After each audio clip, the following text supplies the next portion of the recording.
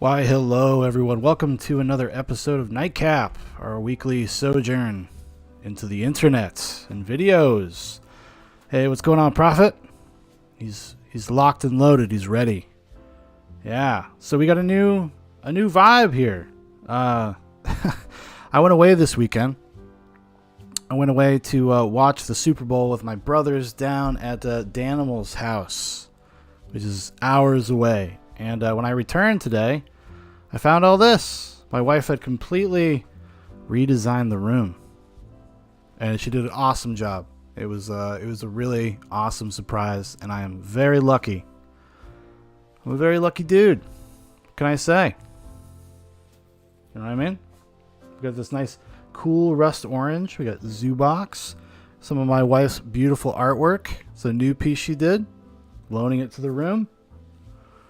We got all sorts of stuff. Let me see here. See that? The skull? The skeleton? That's an old piece she did.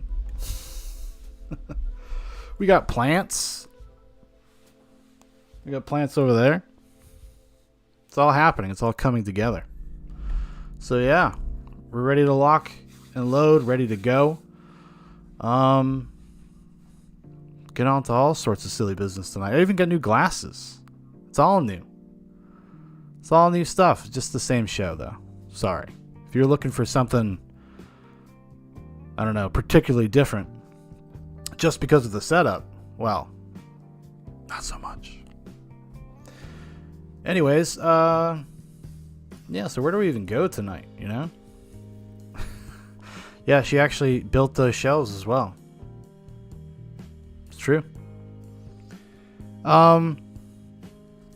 So we're going to start off with a nice little light, a little easy tonight, kind of just ease into it. You know, it's weird when you go away, how fucking exhausting just even traveling just 6 hours away is. And I was in a slightly different fucking time zone, and that just threw me off. Just threw me for a loop. I was only an hour difference, so I went to a Central Standard Time. I'm used to an Eastern Standard Time, and it just messed me up. Awesome job. She did an awesome design internally, shaking fucking touch my fucking Funko Pops, bitch. Hey man, you know, it was okay. It was all right. My meticulously laid out nightmare room that this used to look like the junk room. It's nice, you know. It's something that I would talk about all the time, like, oh, you know, I got to redesign it. Got to, you know, I'd like to turn this to an office. For a long time, this was our spare bedroom, but we just don't have enough guests to. It doesn't look like it smells like cum anymore. It doesn't anymore. Now it smells all fresh and new. It's true. But I'll talk about something like this for 2 years before ever doing anything about it. Sarah's much different. That's why we're a good couple, because she balances out my apathy. My we'll get around to it. We'll do it. We'll do it tomorrow. Learned a lot from my wife in the time we've spent together about just kind of doing things sometimes. It's a good quality. Yeah. Shit. How's it going? So let's check out some stuff. Let's just hop into something easy. I haven't watched this per usual, so we'll see where it takes us. So this is a guy. I don't know who this is. Zach Rar. He seems like he's got a big enough channel that he's not going to come looking for me, which is important. I found out that you can do these weird obscure channels. They'll find you. I got found by a dude. We did a long time ago. It's the episode I did right before Christmas, and it was somebody that did these mukbang videos with his Filipino wife. It was a very much older man, younger Filipino wife. He left a comment, and I think he deleted it. Although I can't tell, because YouTube is always pulling comments down for some reason from our channel. And he was like, I thank you for watching the video. Thank you for commenting that we seem like a sincere, real couple. but she is not a mail order bride. So Tammy and Gary USA, legit couple, met on Facebook, dated for a year, then got married. It is a winter-summer relationship, but I am slightly blurry. I might want to check my cam. I don't know what that is. I don't know. It's all new setup. It's all going to be weird tonight. I didn't have a chance to test run stuff. Got home late this afternoon. So we'll just deal with it tonight. That just might be. I don't know if that's it might just be the connection. I don't know. But this dude, Zach Rohr, he says, I didn't shower for over a month. My full review. See how the other half lives. These non-showerers. We've covered a lot of hippies. We've covered, people that live in communes. I feel like this is kind of a natural extension of that. So we'll find out. Oh yeah. He looks like a guy that might not take a shower.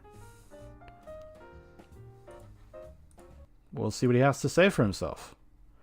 It's actually really simple. There's a squirrel. Hey guys, it's me again. And last night I ended what happened to be the longest streak that I've ever had of not taking a shower. About a month and a half. The longest streak he's ever had. So this is business as usual. These these long not taking a shower things. It's interesting. And I made a tweet about this, and I said that I hadn't showered in a month. There were a lot of people who I suppose weren't real viewers of mine thought that I was lying, and a lot of my real viewers said that it was a good start. And with the amount of people that I had talking about this, I thought to myself, you know what? That'd make a really good video. And I'm going to sit down and I'm going to share with you. So he just would do this for no reason. I mean, maybe he talks about it on live streams or something, but he doesn't have some sort of motivation. I mean, he decides after the fact, I'll make a video and talk about it. That'll be a good content. Like, that wasn't the plan in the first place. I can understand. I would never do this, but I would understand if he was like, maybe it'd be an interesting experiment for my channel. Maybe his channel is kind of orientated this way. I don't know. I've never watched his content. I have no idea who this is. Seems strange. Prophet says, I like dirty girls who don't wash behind the ears. Dirty girls. Got to get that smell of decay.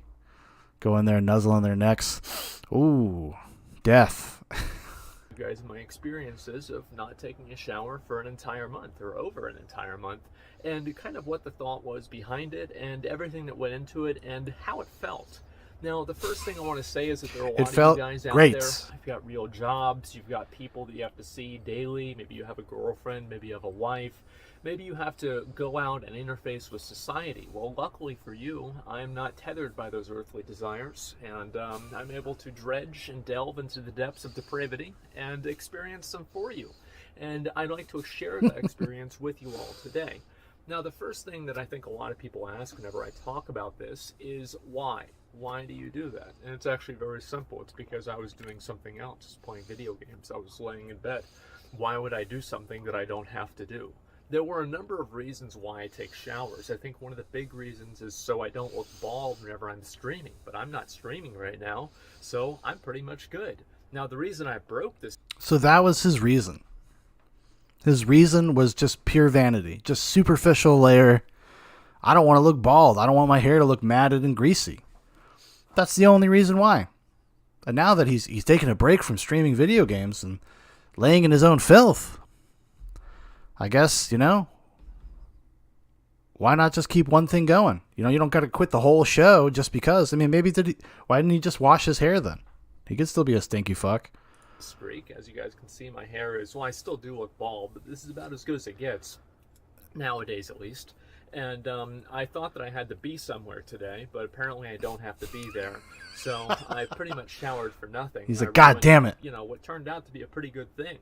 So as time went on, and this is something that people would kind of expect, that you would just get dirtier and dirtier and dirtier as time went on.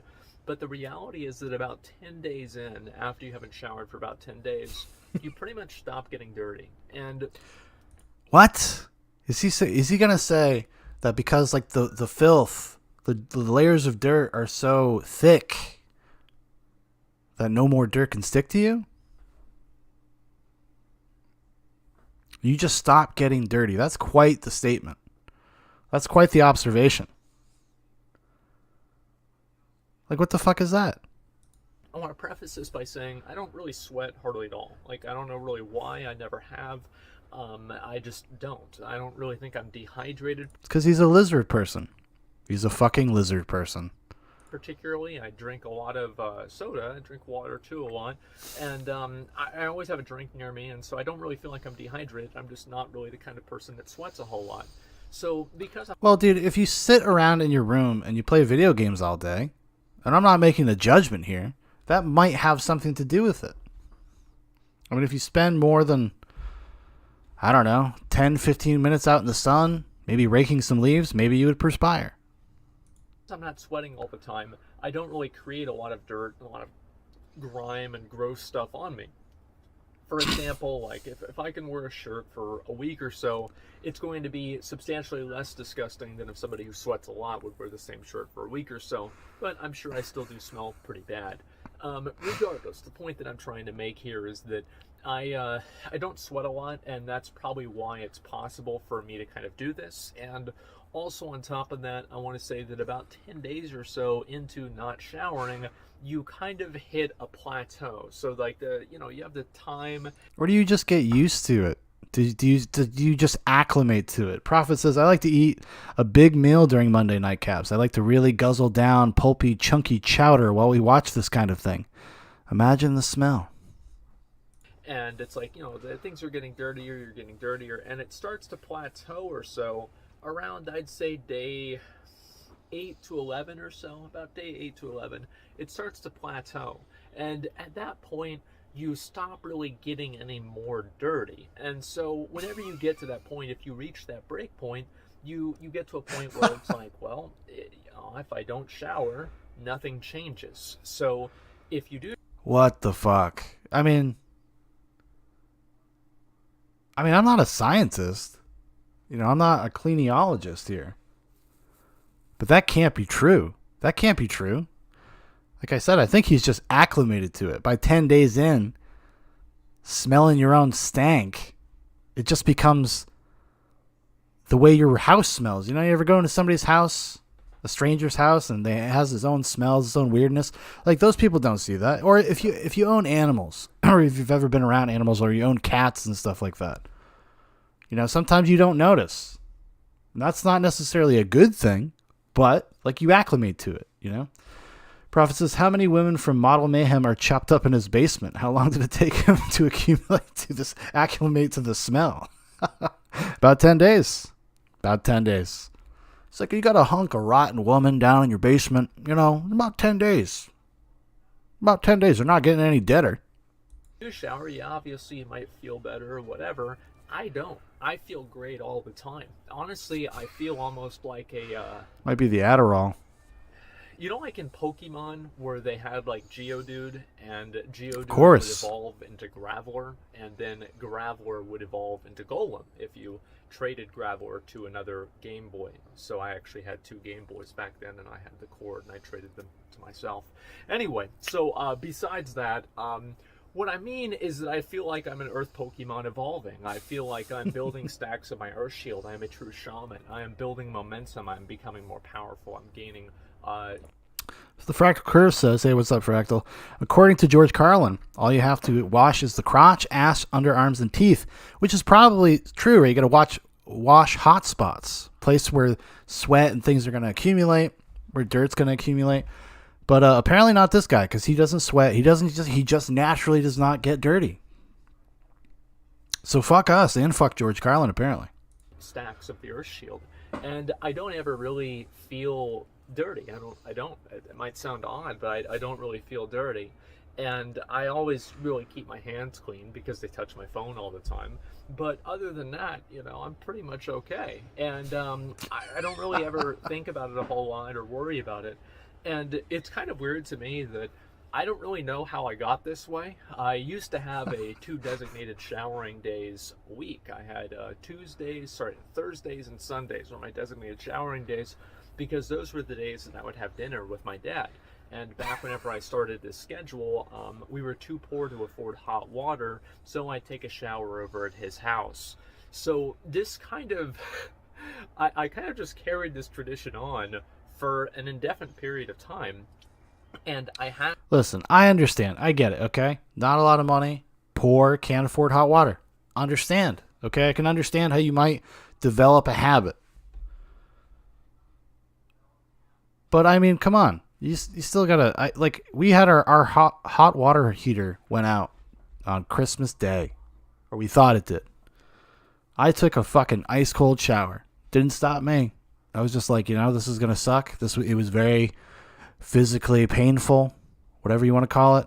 But I still took a shower. I just kind of suffered through it.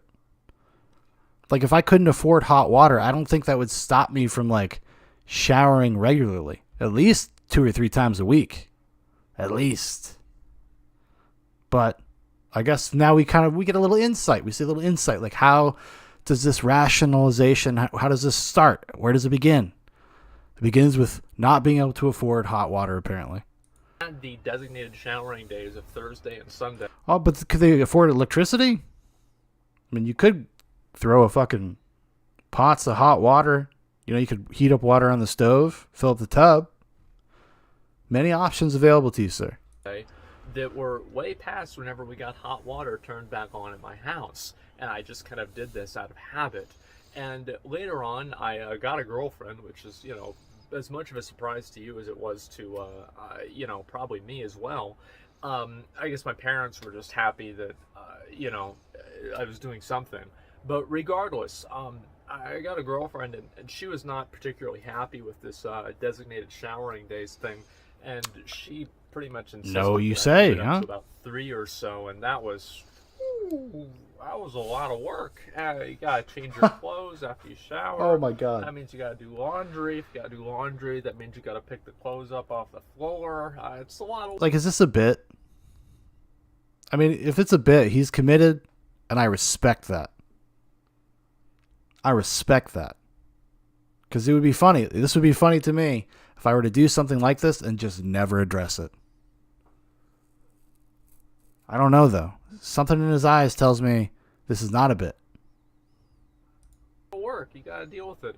And I've been on the schedule of basically for the past 6 months or so. I think I said this in my last video. I don't know if I did or not.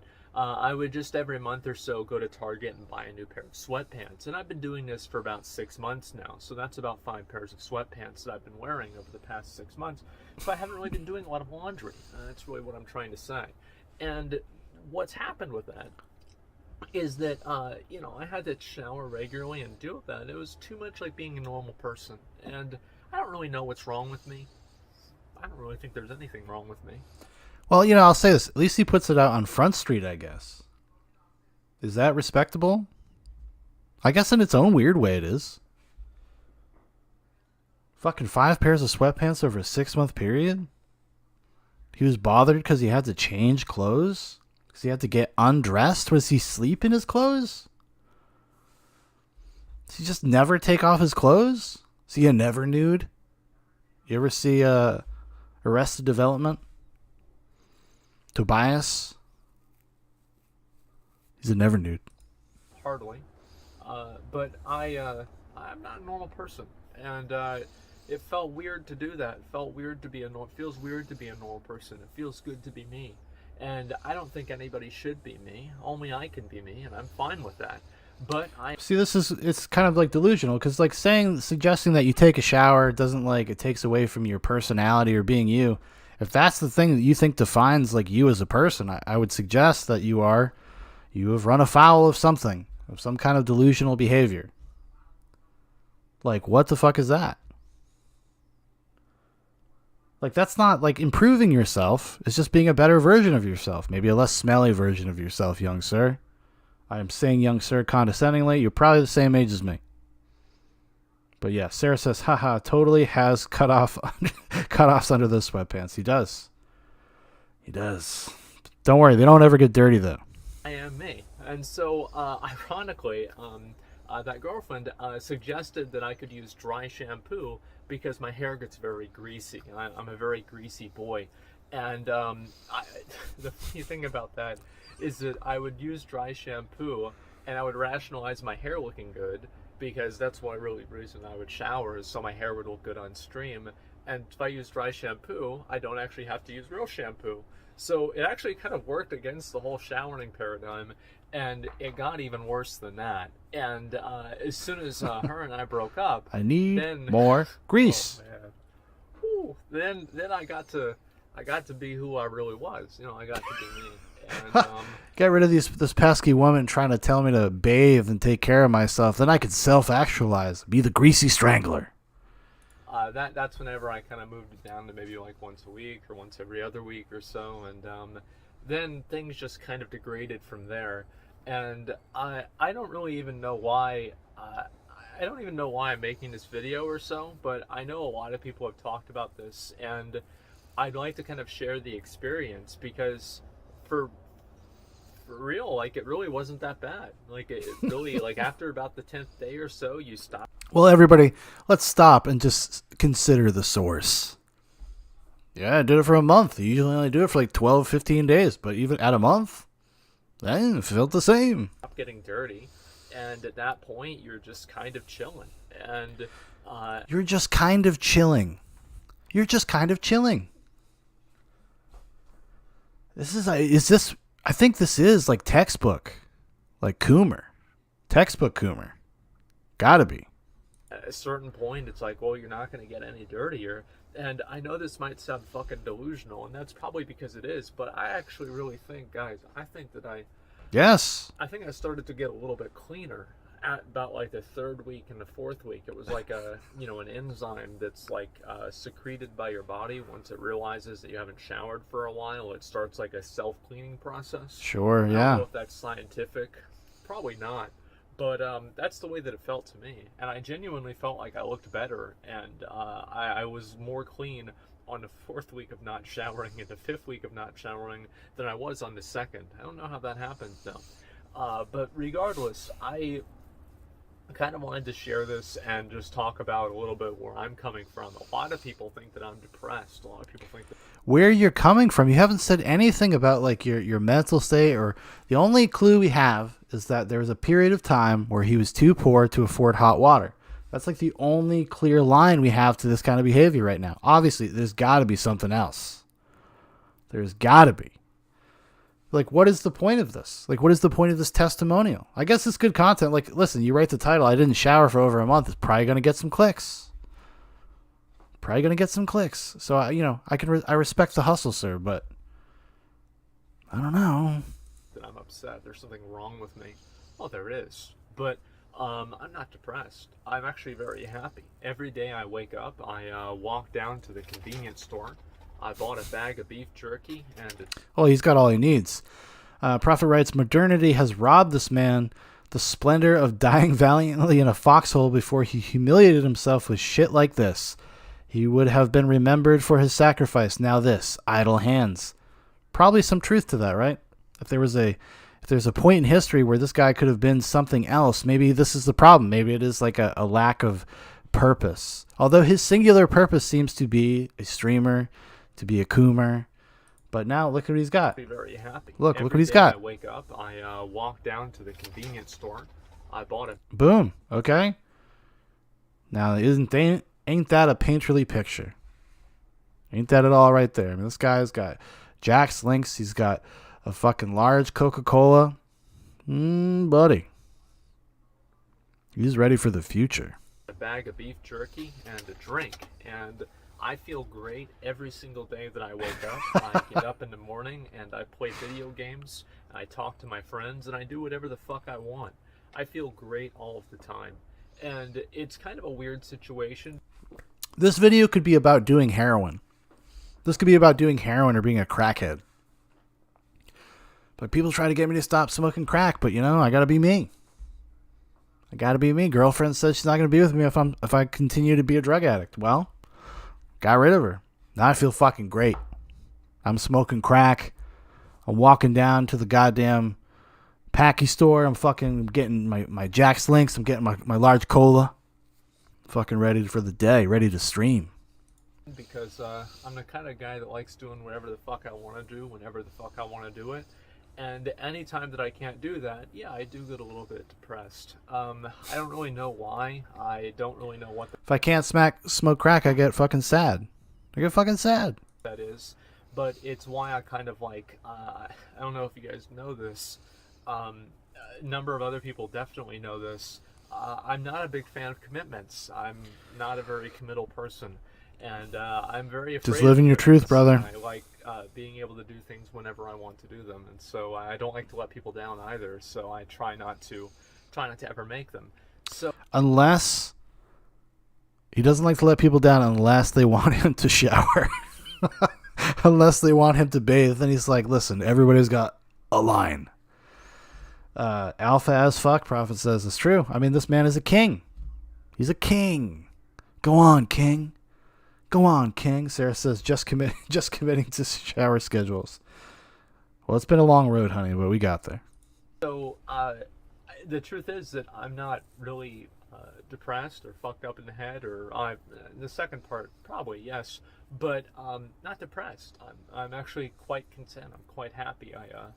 As I said, I'm 30 years old. I live with my mom. I walk to the convenience store every day. I eat fast food all the time. And eventually. So is this an incel? Like, is this? I don't even know, because I don't know what this guy's channel is. I don't know what it's about. He says he streams video games. He seems to have some sort of subscriber. He has 271,000 subs. So I don't know.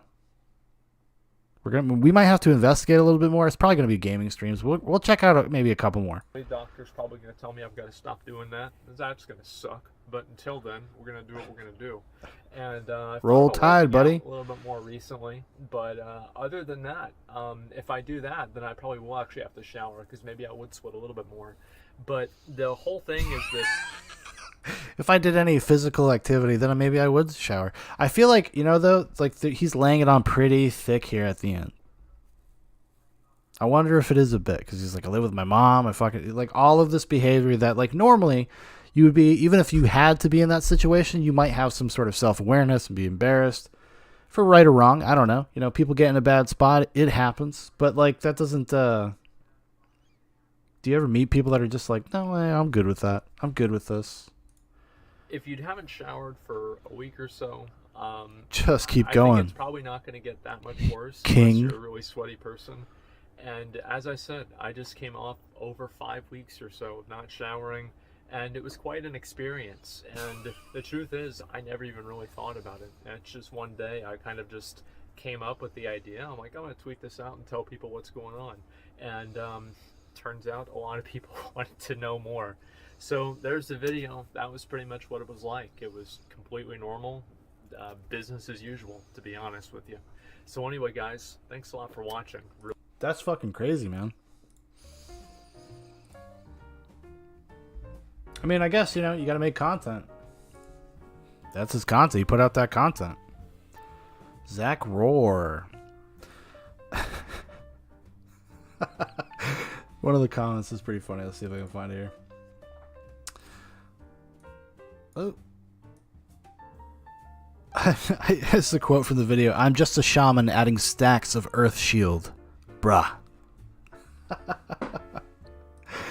Exactly. See, listen, what else has this guy got going? That was one of the more recent videos, a day in the life of Asmongold, concerns regarding Twitch, thoughts on Naxxramas classical release dates, concerns regarding a day in the life of Asmongold. Why I live a simple life. If there's one, that might be the one. And this has 1.5 million views. 1.5 million views. I'm over here, my wife's over here building me a studio. This guy's out on his fucking porch. What are we doing wrong here? He's really taking this all natural thing to the next level. This is what the kids want. They want degenerate content. They want to know that, like, hey, man, you got a potato with a camera on it? Go out there and make some content. Start telling people about your showering habits. Start telling people about your love of Jack's Links and living with your mom. Let's see what this is. Why I Live a Simple Life by Mr. Zach Rohr. What's up, boys? So today, I wanted to talk to you all about a question that I've gotten a lot recently in the past, 3 to 4 years. And that is, why do I live a simple, or why do I live a humble life? This is a question that people in my real life have asked me, friends in game have asked me, people I've known online for years have asked me. Yo, Zach, why don't you take showers, man? Dude, I live a simple life, brother. Just out here fucking being a king. People in my stream have asked me, other streamers have asked me, everyone has asked me this question, and I thought I should make a video and kind of explain where I'm coming from and what I think. So I think that the best way for me to make this video and actually do it is to start from the very beginning whenever I was younger and show you kind of what's happened in my life to make me arrive at the position that I'm at now. So whenever I was a lot younger, and I'm talking about ages, I'd say like 6 or 7 to 13 or so. So all of elementary school, and I do apologize, there are a lot of fucking mosquitoes here, so I might be flailing around. Are you sure they're not flies? Around for a little bit of time in this video, but I did want to record this outside. So anyway, this is whenever I was a lot younger, and I went out and I cared a lot about wearing Nike. I cared a lot about wearing nice shoes, and I remember my mom bought me a really expensive pair of shoes at Academy, and it was awesome, and I'd go and show them off, and best day ever. People would think I was cool, etc. And these types of things and the materialism of it was very appealing to me. It was very important to me. It was part of who I was as a person. And I basically allowed that to kind of be part of what I identified myself as. And that was the case all through elementary school and also all through middle school. And the real formative moment for me personally was in high school. Now, in high school, I didn't always go to the same one high school. I went to 2. Okay, so I guess now we're going to maybe get a little insight as to what are these foundational events in somebody's life that could lead you to not wanting to take a shower for months at a time. High schools. At the very beginning, I went to a more upscale, a richer high school where, you know, it wasn't like super rich or anything like that, but it was definitely more upscale. You had the kids who would drive the Hummers to school, and it was very obvious that these kids did not buy their cars from their McDonald's part-time job. And this guy can't even take a shower. Very expensive cars. And they were very brand conscious. They were very conscientious about what they would wear, how they would look, how they would appear. And whenever I looked at those people, I thought it was so superficial and so worthless and so meaningless that it was just very off-putting and weird to me. And then I realized that I was also looking in a mirror. I realized that while those people were doing this same thing, I was just doing it to a lesser extent. Could be like a Joker sequel. It's like, man, I realized I live in a society. And I am society. Society is happening. I mean, obviously, right? This is a normal thing to notice. Are people shallow, especially young people? You hope you grow out of it, but they are. Sarah says he can't even really make eye contact with the camera a ton with consistency. This is from the last video. Yeah, he was kind of fidgety and stuff, which, you know, you're talking about not taking a shower for a month and saying like, no big deal. It's pretty good, actually. My body actually just cleans itself, even though it doesn't even get dirty in the first place. So. And if I had as much money as they did, I'd be just like them. And I think that realizing that I didn't fit in with those people at all and seeing the conclusion that that type of mindset led to kind of allowed me to diverge from that type of mentality. And whenever I went to another high school, this was a much more poor high school, I fit in much better there. I liked it much better there. And I didn't really give a shit about that stuff anymore. I didn't care what my shirts said on them. I didn't care what car my mom drove to school. These things were just completely meaningless to me because I cared more about spending time with my friends and being happy and doing the things that I wanted to do. And I think that's another big part of this, is that a lot of people, I believe, do things, especially nowadays, not necessarily nowadays, because it's harder to do things nowadays, but, you know, in the proverbial nowadays sense, it's much more common to see people that they will do things because they feel like they should do them. They'll do things because they feel like they would want to have done them. And I think that's even a little bit more acceptable. But it's mainly the people that push themselves into a circular hole whenever they're a square peg. And the fact is, I'm a fucking triangle. I'm not like any of this other stuff. Well, there you go, folks. There you have it. This is a triangle man. Okay, he's not like you. He's not like me. He doesn't need showers or cars or Nike shoes. Sarah says he was really sitting on a deck built over 6 corpses as he speaks. Yeah, it's kind of like a little bit of a Texas Chainsaw Massacre vibe, I'd say. He does seem like he could be one of these Texas Chainsaw Massacre family adjacent people. Sure. But it's like a guy who realized something when he was like 17 and just like fucking, that was it.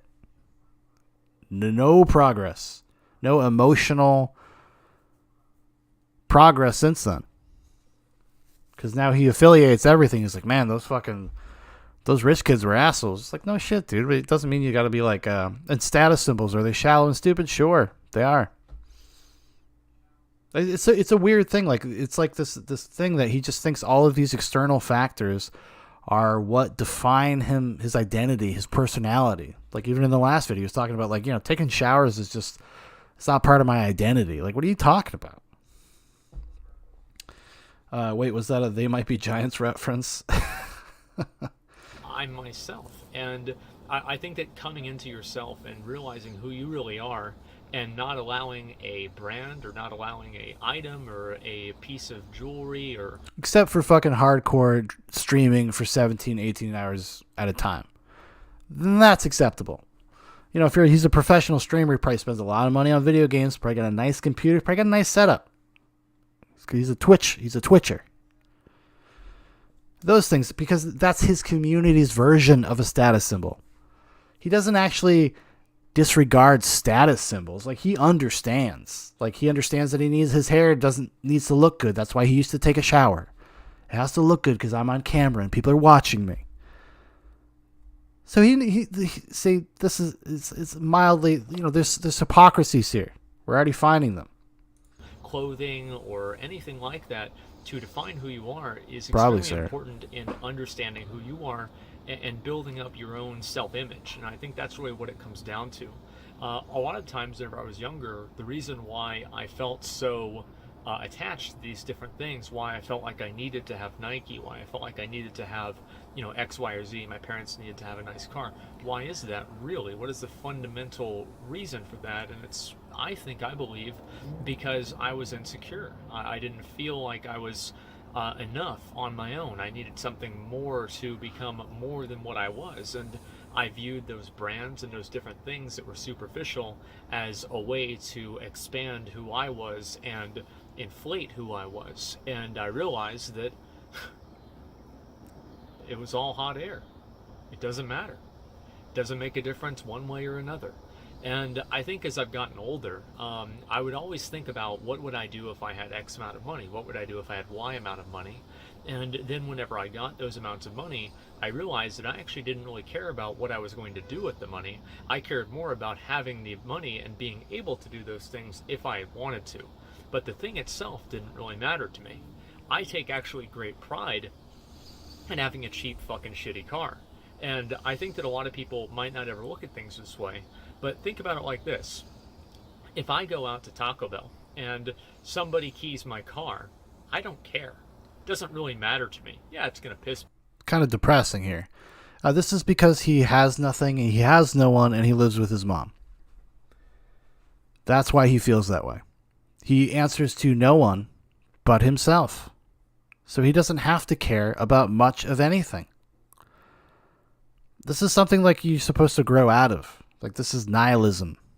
This is a form of nihilism. Yeah, he's like, oh, but I'm fine. I'm myself. Like, no, but you also like kind of like hate existence.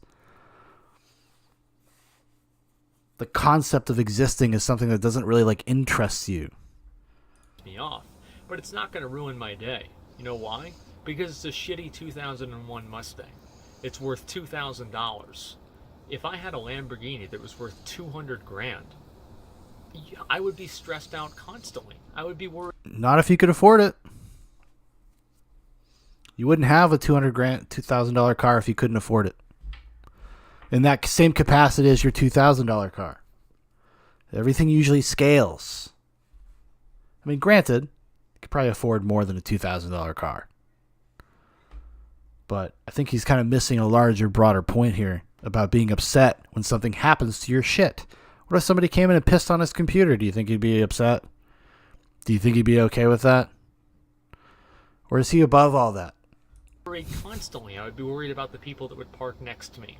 I would be worried about the quality of the car. If the car made a weird noise, there's a little bit of anxiety that would come. And I think that a lot of people don't understand that with a lot of these luxuries come at a cost. And the cost is not just the money, it's also your peace of mind. And for me personally, I don't want to have my life and my burden, or sorry, not my burden, I'm going to get to that. I don't want to have my life burdened by these meaningless things. I don't want to have to think about my car. I don't want to have to think about, my clothes. These are things that are not important to me. These don't make me happy. And I think that it's very important for other people. I've said this many times on my stream, it's very important to buy things that make you happy, but it's equally important to make sure that buying things doesn't make you happy. And I think, for example, whenever I first got a little bit of money, I bought a 50-inch television, and it was a great one. I've always wanted a large TV, and this was back whenever I worked at the IRS. When he worked at the IRS. Okay. Interesting tidbit there. I feel like he just kind of like is misplacing certain feelings about stuff, you know?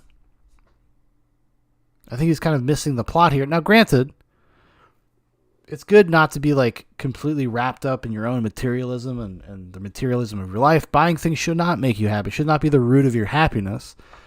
You can buy things when you work hard and you can like kind of enjoy the fruits of your labor. That's kind of how we express those things. Like I have accomplished X, so I get a bigger TV or whatever. If you're into that thing, that's what you enjoy. That's what you enjoy. But it's like he kind of like assumes that this is like a defining part of your personality, of who you are. And it's just a little, and I feel like he has this worldview because as he's admitted himself, this is not me projecting, he doesn't really have anything. He's not in a relationship. He doesn't own a house. His car's shitty. Like he just doesn't, and he just lives for himself. So that's just his entire existence is defined by himself and what he cares about in any given moment. Very much in the now. Like I said, it's a little nihilistic. It was one of my first paychecks. I went and I bought that. And then after that paycheck, I just basically saved the rest of the money because I was like, okay, well, got the TV, beat the game, I'm done. And I think later on I bought a computer with it, with that plus a little bit of my YouTube money. But other than that, I think that was really all I really wanted. And so the reason why I don't really care about these kinds of things is because there's nothing that this enables me to do. Sarah says because he doesn't pay rent. I have a feeling, credit to him, credit to Zach Rahr, that he probably does pay the rent. He says he lives with his mom. If it's just him and his mom, there was a period of time they couldn't afford hot water and stuff like that. He is probably the person that is like the breadwinner if he's a professional streamer or whatever. And he seems like he does. This is like his dick off vlog channel does mildly seems like it does okay. There's videos that have 1.5 million views. There's videos with 200,000 views. Excuse me. He's got 271,000 subs. He seems like he's doing okay in the larger scheme of things. So he probably does pay. He probably does. And he probably has, at this point in his career, he probably has some money. He probably has a little bit of a nest egg. Which is good for him, Having a very fast car, a very cool car that can drive 200 miles an hour, well, who gives a shit if you're just driving to Wendy's? It doesn't matter. Even if you're on the highway, if you go 200 miles an hour... So lead a simple life where the only thing you want to do with a car is go to Wendy's. You'll be good. Going to jail. So the whole idea of having the ability to do this to me seems very unnecessary. It's completely pointless. So it's like buying a brand new gaming computer to play Minecraft or Solitaire. Who gives a shit? And so I think there's a certain amount of freedom that comes with not having things of luxury because you don't have to worry about upkeeping them. You don't have to worry about, keeping them clean or keeping them safe or keeping them in the right condition. I don't have to worry about those things, and that leaves my mind open to think about and to worry about the things that I do care about and the things that really matter. I think everybody can agree that worrying about weird sounds that your car makes is not an enjoyable experience. And the more that you do that, the less that you're thinking about how can you be better at your job? How can you create the next thing that will make you feel like you did something that mattered? How will you? You know what else stops that? Having a nicer car when that doesn't happen. Not to say that, you should do that, but Sarah says, what does he stream consistently, content-wise? I believe he's a Twitch gamer. He streams Twitch games. That's what it seems like. That's what I'm gathering. And this is like his side squeeze. Be a better friend? How can you be a better son or parent or whatever?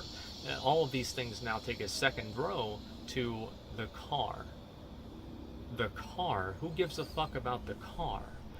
If you have shit to do in your life, if you have a job that you have to drive to, you got to fucking worry about snow, you got to worry about this shit. Like when you're grinding to fucking live your life and just get from point A to B, even having a shitty car is not some sort of like, it's not solace. It doesn't make you comfortable. It doesn't make you like, oh, thank fucking God, dude. I got a shitty car. I'm going to worry about no, because that's all you're going to have to do. That's all you're going to have to be. Sarah says, start streaming chess, Sean. God damn. I know, right?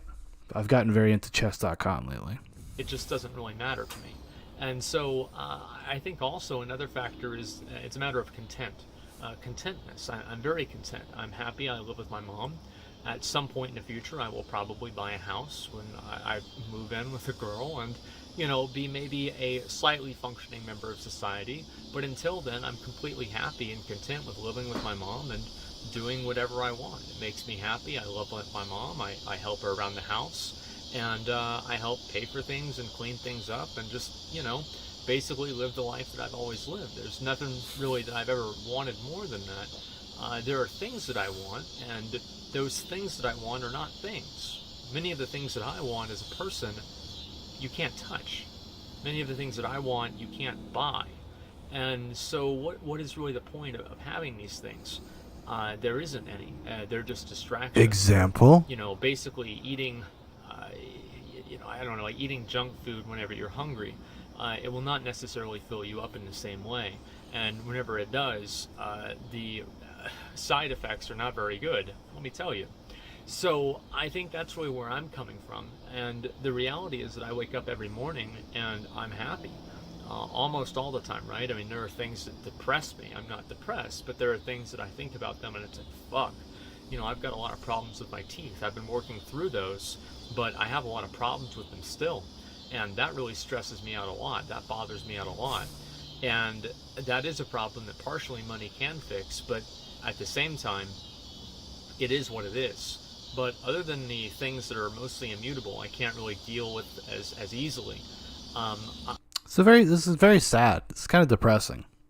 He's like, oh yeah, of course, one day I'm gonna meet a girl and have to buy a house. But then we saw in this more recent video, because this is from September, we watched one that from a week ago, which was the showering video, where he's like, she left me because I wouldn't clean myself. She thought it was gross. Well, maybe, do you think he's like, well, I don't get dirty, I don't stink. Maybe you did. Maybe you did. I'm relatively happy and I enjoy what I'm doing and I like streaming. I love making videos. I love playing video games. I love spending time with my friends and I love creating things. I love talking about things that I'm passionate about. I love just doing things that make me happy. And I focus so much more on doing things that make me happy rather than having things that make me happy. Having things is more or less a burden for me now than actually a reward. I don't really live a very materialistic life at all anymore. I don't really care about almost anything other than things that have sentimental value to me. There's nothing that I'm really looking forward to getting or buying or something like that because it's just another burden for me. If I get a new thing, it's like, okay, well, where am I going to put this in my room now? What am I going to do with this? Is this really going to improve the quality of my life, or is it going to be just another burden on my everyday life that just gets in the way? And oftentimes it's the latter and not the former. And I think that's one of the mindset changes that I've had. And I think that really for a lot of people, it's hard to actually get to the point where I'm at without being at the point where I was. And I don't really think that there's any way to make that process any faster. I think that it's a completely internal thing. You can't really goad this into happening. You can't, kickstart this or anything like that. But I think that the first thing that if you want to do anything is to think about what really makes you happy. And if having X, Y, or Z makes you happy, think to yourself and ask yourself, is having that thing what makes you happy, or is being able to have that thing What a king. What a king. What a philosopher king. You know, his audience is probably fucking 16-year-olds. Probably like 12-year-olds. You know, because he's not like entirely wrong about like, you know, the evils of materialism and, you know, don't become the thing that you buy. Don't let that define you. You know, I think we covered this in the 90s with like things like Fight Club. It kind of culminates with the book and the movie Fight Club in certain respects, right? That's kind of one of the themes of it. This guy could use a Fight Club. This guy could probably use a Tyler Durden in his life. For better or worse, at least he would be doing something. But yeah, I mean, all right, we'll skip around to the end. makes you happy. Because for me, being able to have that thing is what made me happy. And that's why I never really had to have the thing, because I was happy at the very beginning. And so the real answer of why I live a humble or why I live a simple life is that I don't. I live the most extravagant, great life I could possibly ever imagine. Cut to Jack Link's beef jerky and a giant tub of cola. I'm surrounded by my friends that I spend time with daily. I have a great, I hate calling it a job. I really do. I hate calling it a job. But I have a great thing that I do with my streams and my videos. I consider myself incredibly lucky, and I'm very passionate about that in many ways. And I have my parents that care about me and love me. I have my family. Of course he cares, guys. I mean, the only reason he used to shower was for his streams. So at least it's causing that kind of positive action in his life. But Jesus. You know, I don't like shitting on people or whatever, you know, because there's a whole other context. The fun thing about watching these videos, or the fun thing, is kind of like you pick up on all these little context clues. Everybody always lets something slip when they're talking about something, because they'll try to qualify it in some way about some sort of past experience or the context in which they live, which will reveal something. We've talked about this. We watch like kind of these weird mukbang videos, like the low view count mukbang videos. This guy is a successful person, by all accounts. Sarah says, "Why are my teeth fucked? Slurps soda, eats processed fast food. Money could fix this." Yeah, I mean, this is there in some respects, like, these are mildly insulting to just like a regular person. Like, who watches this and feels inspired? Well, apparently 102,000 people. 102,000 likes to 1.2 thousand dislikes. So listen, people are into what Sarah says, the Buddhist lifestyle. This is his Buddhist journey, straight Buddhist journey we are watching unravel. He's self-actualizing. He's becoming more than. Family that cares about me. I have my real life friends that I've known for 20 years, and I still am friends with them, and I see them all the time. I don't live a humble or simple life. They don't think I stink. I'm extremely happy. I go to Taco Bell in my hoopty. I Get don't scratched, I don't give a fuck. Car or anything like that to have. I live a very extravagant life. I live a life of opulence, and that doesn't necessarily mean that it has to do with money or things or anything like that. And so I wanted to share that with people, because I think a lot of people need to hear that, because I see a lot of people that are very materialistically minded, and I understand that better than almost anybody does. And it's also very better than almost anybody does. Now, is he speaking from a place of privilege, perhaps?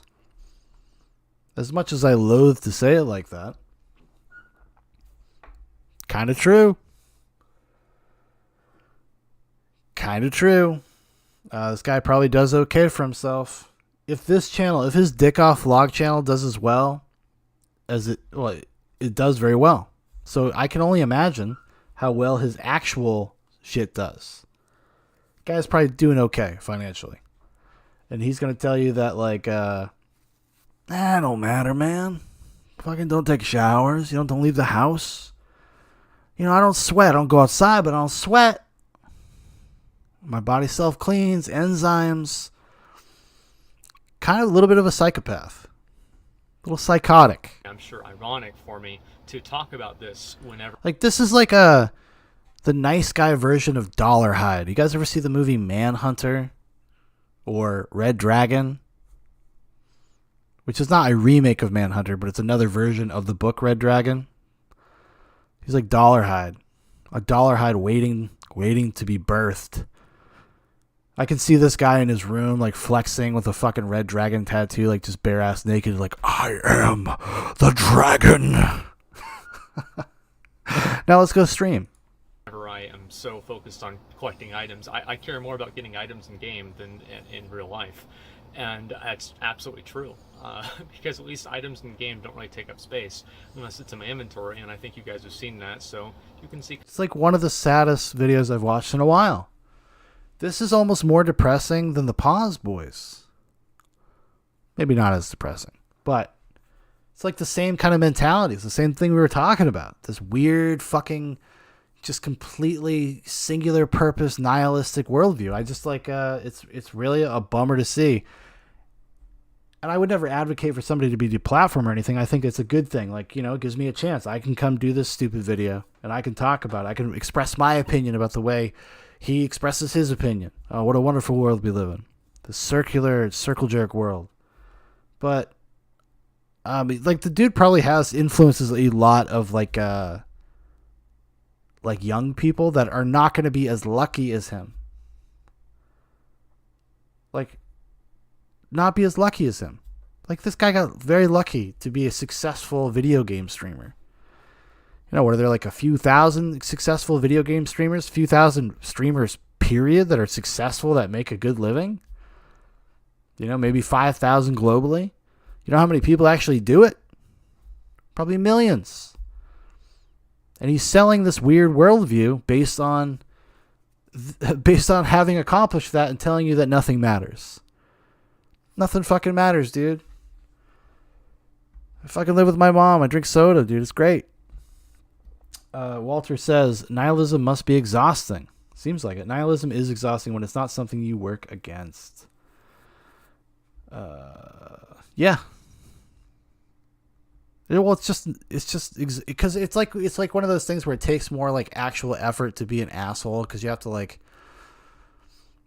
actually like, you know, like think of the mean thing to say or do or whatever and expel energy to do so. It's like almost the same kind of deal. You know, listen to me. I'm a trained psychologist in nothing. So don't fucking listen to me. I'm just vamping. Kind of what my mindset is about that as well. So the point that I'm really trying to make with this is that try to realize, and if this is like any bit of advice for anybody, is that trying to realize what really makes you happy. What? Yes, it is a movie quote. I caught it like right before you wrote that. What you really want. And I think for me it was more fulfillment, more than the thing itself. It was the fulfillment and the ability to buy it. And more than that, what that meant. That meant a realization of the self. That meant a success. And I really wanted the success, not necessarily what the success entailed. The success entailing things that doesn't really matter. I just care about the actual success of itself. And I'm very passionate about pushing towards that and working towards that and doing things that make that happen. And it makes me happy, and that's really all I need. And many times whenever I make videos or I'm editing videos, I'm in one of the best moods possible because I'm doing the thing that I love to do. And I think that if that's something that other people can catch, other people can hold on to, it's something that just kind of completely changes your perspective on the way you go about your life. And that's why I wanted to make this video and kind of give people my insight into it, and hopefully people can see where I'm coming from. And I try to help as many people with this as possible because I feel like it's just so important. Help people with what? Like, people do not live your life. People are not, like, people that are already like him say, like, yeah, this guy probably is on the spectrum, obviously, to some degree. And he's going to find other, young people that are like him that are going to watch something like this. That's going to validate their apathy. Not fucking healthy. Walter says Katie Did's working overtime. Oh, yeah, he needed that nature setting. Oh, boy, did he get it. Well, actually, so, yeah, I think I'm done with this dude. Watched 2 of his videos. Kind of depressing. How long have we been going? An hour? All right. So tonight I was going to get into, and I am going to get into, see how far along we can get here. I'm going to check out, actually, this was recommended to me by Walter. Walter is the 5th Avenue Project. So we're going to go back to the first video. We're going to start there. We're going to check it out. We're going to see what's good. Check it out. So yeah, should be fun.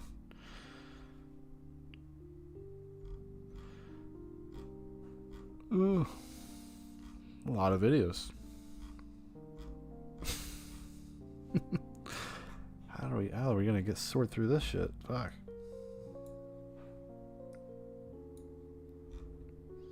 It's a lot of music, a lot of band performances.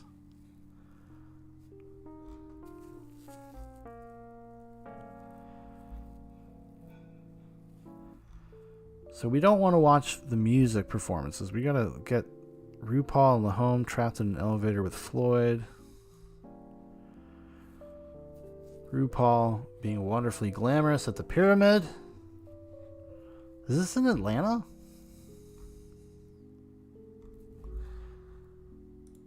What is the 5th Avenue? Click, click, click, clack.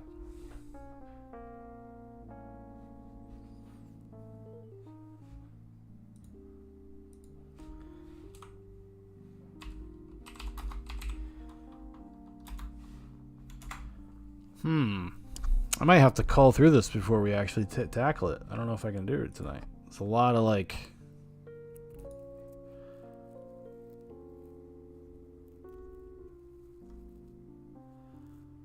looking for a description so I can read it.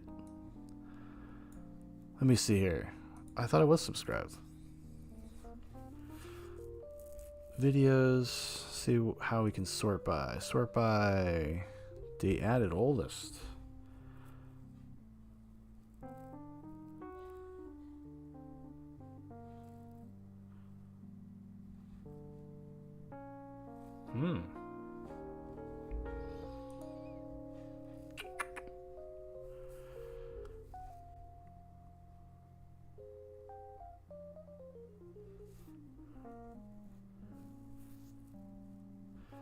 So basically, it looks like, from what I'm seeing here, is that this is kind of a look into the subcultures, a drag subculture.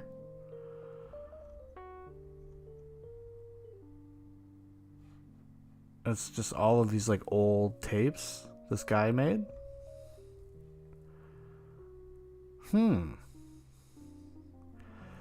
Okay, New Year's Eve, 1989, with the Club Kids. That might be interesting. Maybe we'll start there. This is a 12-year-old video. But if I'm not mistaken, these are actually much older than their upload dates on YouTube, though. If I'm not mistaken. I was trying to look up some just some information, just like a description or something, and I couldn't find it. We're going to see what happens. Welcome to NIGHTCAP, everybody. Having a great time watching those depressing videos. It's like either this or you watch RoboCop cartoons. Let's do this. Come on, let's go. Let's fucking roll. Let's roll. Someone at the door. Who could it be? I don't know. Let's see, is there any... this video is from the DVD Nelson Sullivan's Club Kids Party. Okay. Michael Ailig is here, so he just came. Oh, so there's somebody else? Yeah, come in. I can't get it because I don't have my keys. I don't have my keys either. Well, I can't, like, you know, have my keys and do everything else. Spicy Trade, I want to wish you both a Happy New Year before we get off to the Mars, because we're setting off over there for the door trip at Mars any second now. Michael Ailig, and he has a happy face on. And Spicy and Trade are here. They're going to do a show at the Pyramid. Maybe I'll see you later over there at the Pyramid. I'm not sure, because it just depends on, you know. So Prophet says, holy shit, I think I've seen some of this shit. LG is there. Yes, I've seen the one where the weirdo goes to McDonald's. Yeah, I don't know much about it, but it seems like something you would probably see. I think it's just like almost like video diaries of this guy during the club scene, the drag scene, the late 80s and early 90s, I think. What Mars and tonight's orbit is like. Hey, Rudolph. Oh, this is the sweetest thing. Well, good night, y'all. I'll see you later, and Happy New Year. Mwah, mwah. Happy New Year. Blackout, come here. I want to wish you a Happy New Year. Come here. Come here. Look. Look. Come here. Blackout. Come here, Papa. Come here. Come here. Look. Happy New Year. Happy New Year. Blackout. Blackout. Come here. Come here. Happy New Year. Blackout. I thought for a second there, I thought he was beckoning a person. I was like, oh, this is dark already. Happy New Year. He's scared of the bright light. Happy New Year. Hey, look. Hey, Happy New Year. Okay. Liz, Happy New Year. I'm glad that you're out of the clinic and everything. He's chewing gum so his teeth don't grind from all the coke. Sarah says Alig or Ali G was the guy who killed the drug dealer famously. Yes. Yeah, that was Party Mouse Monsters based. I think it's these people.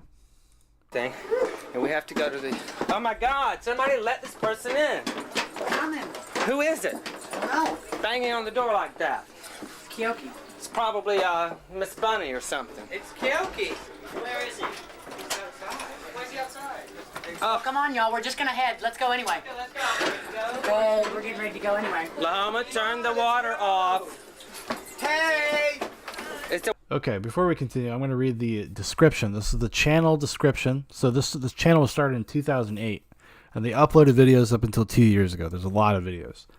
It says the 5NinthAvenueProject Avenue project is maintained online in memory of Nelson Sullivan, who recorded the videos, and Dick Richards, who created the channel and edited the videos with assistance from Robert Coddington, all rights reserved. Nelson used a VHS portable camera and a deck until 1987, and then with a handheld 8mm camcorder. Nelson lived in a large townhouse at 5/9th Avenue in the Meat Market area of New York City, and his house guests over the years included Lady Bunny, RuPaul, Larry T., Michael Ailig, and the Club Kids, Sylvia Miles, Michael Musto, Albert Crudo, John Sex, and his dear friend, the tortured transvestite Christina. Nelson videos span across downtown NYC, from the eccentric performances at the Pyramid Club to the production numbers at the Limelight and Palladium. Nelson's friendship with then-emerging artists like RuPaul, D. Light, Scott Whitman, and Mark Schauman give his videos an intimacy that allows the viewer an in-crowd look at the past. So that's what we're looking at. The water off. Hey! Happy New Year. Mwah. Same to you. Happy New Year. Happy New Year, Michael. Mwah. Happy New Year, Otto. Hey, darlings. Ooh, what a fab shirt. That's my friend Chandra. That's not. Hey! Happy New Year! It's the street. Happy New Year. It's like the raw footage. I recently watched a documentary that came out, I think last year, called the El Duce tapes. And if you know the punk band, the the rape rock band, the Mentors, they describe themselves as rape rock. That's the genre they say they're in. They're kind of adjacent to like G.G. Allen, whatnot. There was a documentary called the El Duce tapes, and it's all the footage is culled from like these kinds of tapes of like hanging out with El Duce and going to shows and doing kind of these weird little interviews with the people in his orbit and stuff like that. But it's all from that perspective. It never breaks. It never does modern interviews. There's no talking heads and the kind of the more modern done. Every interview is from the time period. It's a very fascinating movie. It's a very fascinating documentary. This reminds me a lot of, like, if you just watch the raw footage from the El Duce tapes, it was probably a lot like this, except this deals with, you know, club culture rather than the rape rock scene. And the Fisher girls coming down the stairs. Harlequin. Oh, stop. I want to be cautious. Look at you. Wow. There's Mark and Christina, my dates. Here she comes. Darling, could you hold this camera for a minute while I look through there? While I put my coat on. Where? Look. All right, I'll take it back now. I got it. Thank you. Here comes Christina. I'm ready. Hi, Christina. Hey, the home. Hey. Come on. Come on down the stairs. Oh, look, an old Institute thing. Okay, you got your keys, Larry T? Mm-hmm. See you later, Trey. Bye, Spicy. Happy New Year. It's been so long. I know. I was just talking about you like yesterday. I don't remember who I was like, I haven't seen Dave for years. Do you have a boyfriend? Oh.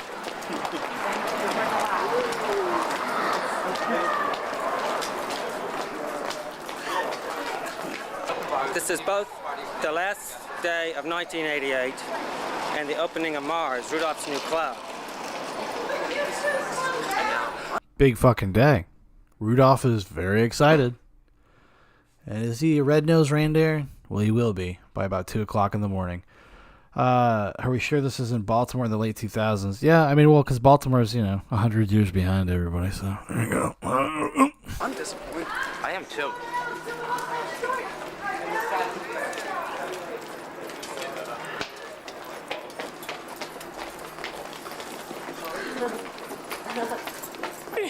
Look, I'm patriotic Happy today. New Year. Happy New Year. How you doing, darling? Deep layers of irony. The British woman in a American flag windbreaker. The art has already begun. It's Halloween! It's right there. Acid! Look, Michael, look at my t-shirt. Acid head. Look. Is that Pink? Is that Pink doing a voice? How old is Pink? A lot of people don't know this. She's about 1,000 years old. His head's like glows in the dark. Oh, that's great. It's good, isn't it? How come you're covering it up? Acid! Huh? Because I'm wearing...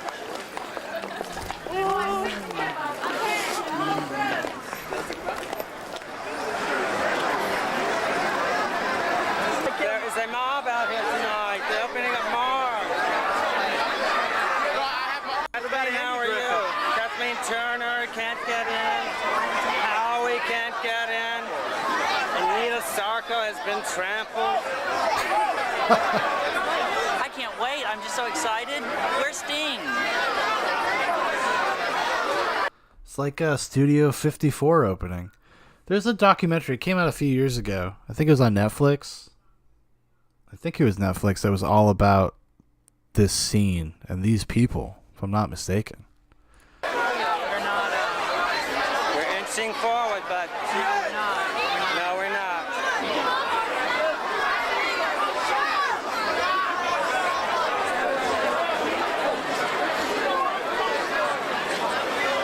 Well, we just made it inside the door. What's going on?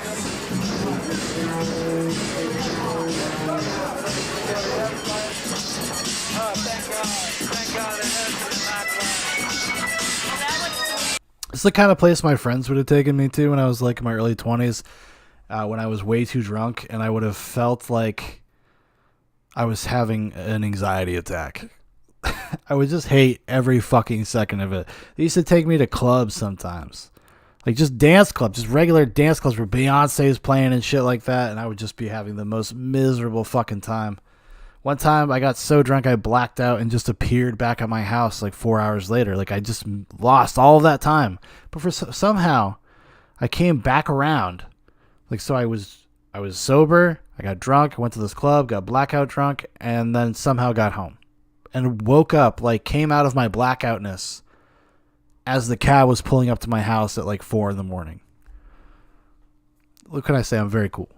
I'll have to remember his name. Yeah, this is definitely where Stefan would definitely recommend Mars Club.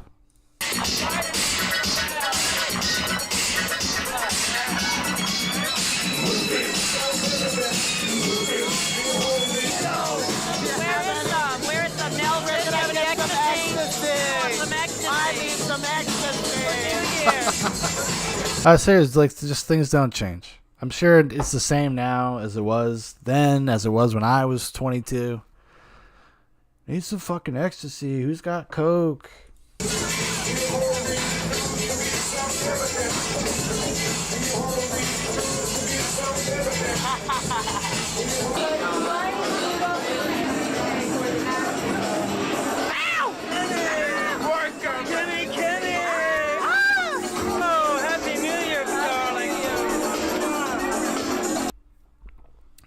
It would just be hilarious if there was a modern version of this and they're like, oh my god, it's Jimmy Kimmel. I don't know why. That would just make me laugh. Jimmy Kimmel just fucking doing rails. All fucking sweaty and pasty. Be like, yo, dude, you got the fucking coke? Sarah says, haha, you got drugged. Or probably did, honestly. Used to be quite the catch. Quite the catch. Maybe with these new glasses, I'll be a catch again. You look fabulous. I love the camera.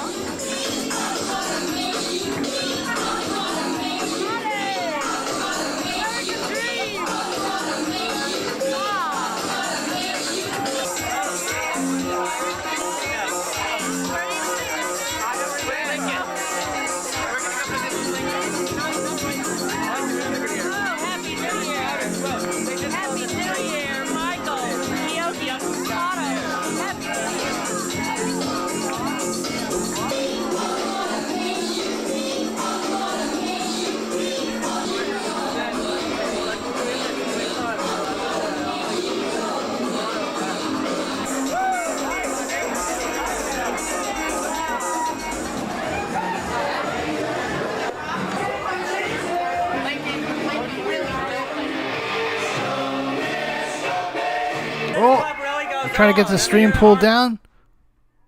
Trying to get this stream pulled down, dude? This licensed copyright music. I mean, nobody cares about the gay club music, but they might care about this particular song. Who the fuck sings this song? I know. It's in that movie. Billy Madison. We'll get sick of the new Kenny. They're all out in force here today. Oh, God. Everybody's here, Kenny. Everybody's here. Look, it's Macaulay Culkin. Even Kenny. Happy New Year. Ellen's here. Woo!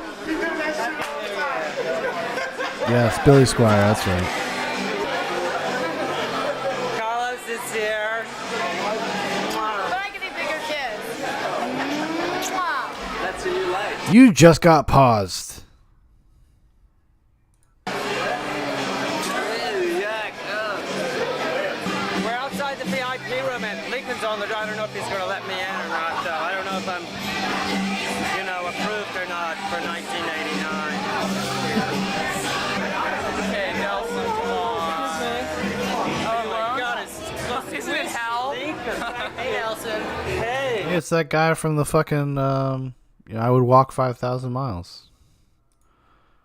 Oh, my God. Isn't it Hal? Look at him, he's right there.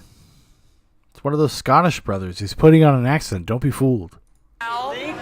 Hey, Nelson. Hey. Happy New Year. The Pretenders.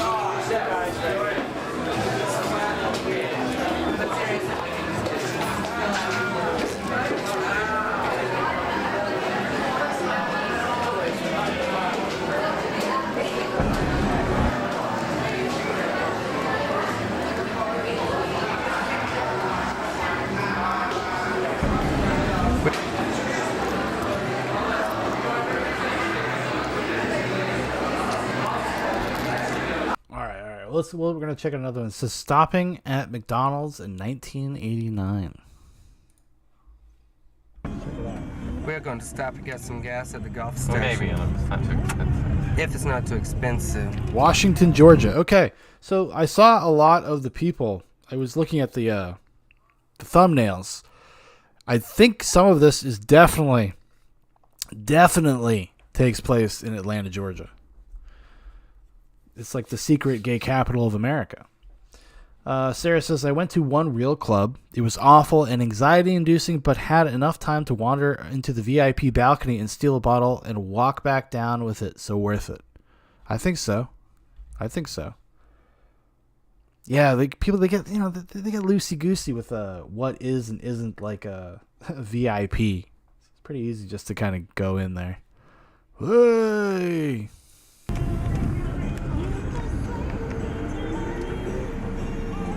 How much is it?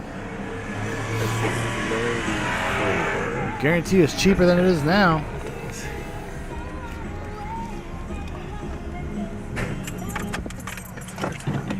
Okay, stretch. Do you get it yourself?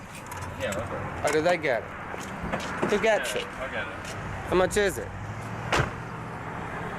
Are we going to go somewhere and get something to eat in a minute? Like what?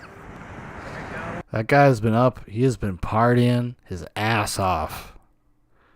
This is a tired man. Either that or driving. Driving would make me look like this too. If I had driven a long distance, say I was coming from New York City down to Washington, Georgia, I would probably look the same way. Not gonna lie. In fairness here to Mr. Sullivan. What's up, Joshua?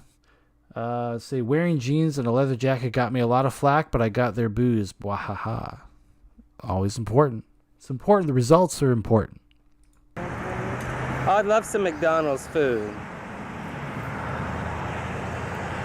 Where are we? Where, Dick? That's the only good quality, the only, I would say, good takeaway from like the party lifestyle. I like dabbled in for a couple years when I was younger. I was in a band. And is that, fuck, dude, like, you don't eat a lot, You're out there partying. You're spending all your money on drugs and cigarettes and booze. And you look great. And you can go be like, yeah, dude, let's get McDonald's. And not care. Not even worry about it. Nowadays, yeah, I'll get McDonald's. And then just feel bad about myself for a week. Probably wouldn't if I did like a physically intensive job. I probably wouldn't feel that way. But Sean, do you think this is a fucking guy or a fisting guy? Which corner? Yeah, well, that's, was it Big Bill's fucking fuck house emporium? I would say this guy, I'm going to say he's a fisting guy. Let's just say it. He's definitely a fisting guy. Or at least he would be up in that. He would be on the fuck pew or he'd be in that swing. It would be his birthday party. Like he would definitely be the kind of guy that would be like, what do you mean only 12 guys can come in the room at a time? Come on. It's my birthday. Fucking spread out the hangers you got here. Washington, South Carolina? Washington, Georgia? That way is west. That's west of... He's so fucked up. He's just like, Washington, South Carolina. They're like, no, dude, we're in Georgia. He's like, Georgia? Either that or he's just tired.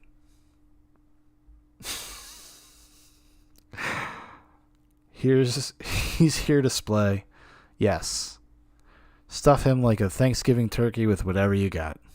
Over there where the sun is setting, and over here where Dick's getting the gasoline in the car.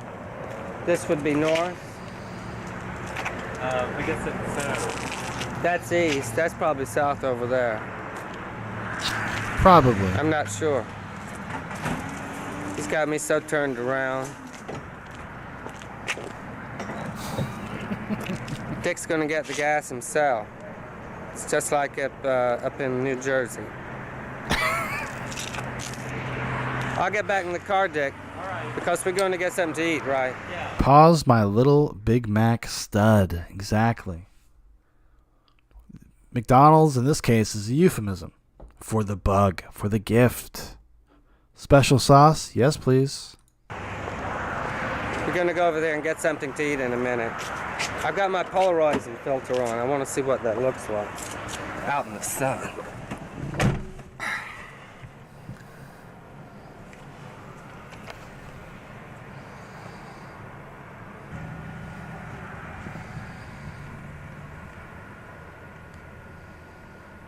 Well, I wish he would hurry up. What's he doing in there? Here he comes. Here he comes. He's in there getting some fucking Jack Links and a fucking big gulp of soda. That's what he's in there getting. Living the American dream. He don't give a fuck. He's like, yeah, I live with my mom, but I hang out with Sullivan and fucking party all day. Fucking get my Jack Links. Make me feel like Bigfoot.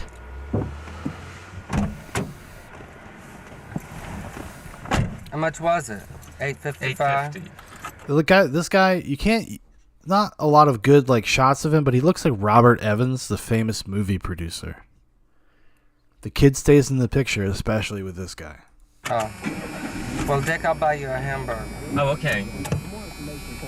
What do you want with it? Big. He also kind of looks like William Friedkin. A young William Friedkin. He's like, The Exorcist. I'll make you choke on this, demon. Mac. Big Mac. Plus, that's probably too hard to eat. I think I'd have. Why would it be too hard to eat? It's like the softest food on the planet. Double cheeseburger. I think we can eat before we ride. Can't fucking stuff a burger in that I guess we in that hole? probably be better, though. Yeah, once He sounds like me, because I'm that kind of person. I'm just like, listen, I can't eat this in the car. I'll get where I'm going. I don't care. I know it'll be cold. It's fine. we're back on the superhighway. It's not so hard to eat it, is it? No. You get plenty of napkins. I might even have a milkshake or something. I'm so hungry. And they have iced tea, don't they? What do you want? They have sweet tea, sir. It's sweet tea. You uncultured swine. Let's see, I'm gonna have a McDonald's. Oh, I just love the superhighways. It's so big here, down south. Look at this food complex up here. Yes, it's everything you can think of. There's Wendy's, the McDonald's. We always stop here, Dick. Yeah, there's not many places We to always stop here at this McDonald's. See, they've got the playground. Why can't we ever go play? Of course, he notices that. Of course, he notices that. You know, this is like something that he might bring these club kids down. Watch them just enjoy themselves. Like a proud father. Out there. I've never. Can't we play with the other children? Oh, here we You go. can take Ryan to play there. Well, I want to go make some video with the children. Well, you can't do that because of the law. Why? The law. It's a McDonald's land. I can make What the videos fuck? with my mute camera. Well, I'm not married. I'm not a parent. I can be a child. Some woman on the plane asked me last night if I was married. and you said yes. You're always supposed to say yes. Of course I'm married. Married and singular. Whatever you do, Married to the scene, I guess. Damn. Oh, it's gotta be creepy, huh? We're gonna go in here to McDonald's. I guess I'll put my camera down. I want to embarrass Dick to death at McDonald's in South Carolina. We're still Georgia. You know how people think about it. You know how people feel The about tourists come here all the time, so people would be it. Really? always. Well, people think it's funny when you do that kind of thing. Are you gonna go to the bathroom? No, I don't think so. Then I'll get the place. What do you want? I'm gonna look at the menu. All right.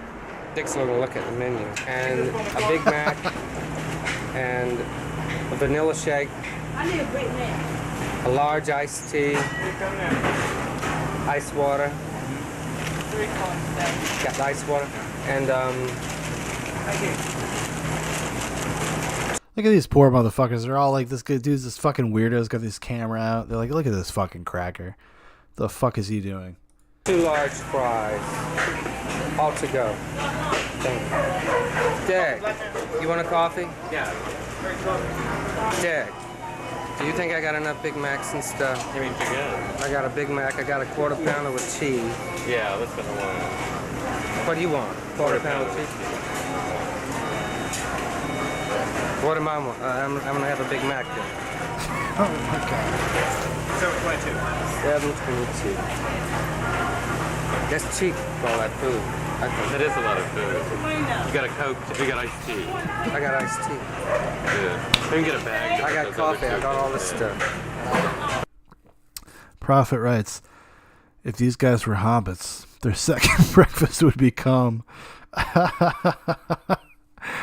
about another bag? Dick wanted a damn McDouble. You know, I don't know if McDoubles existed in 1989.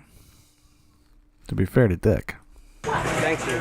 It was a double cheeseburger, but the McDouble is a completely different experience. Much greasier, much grosser, much cheaper.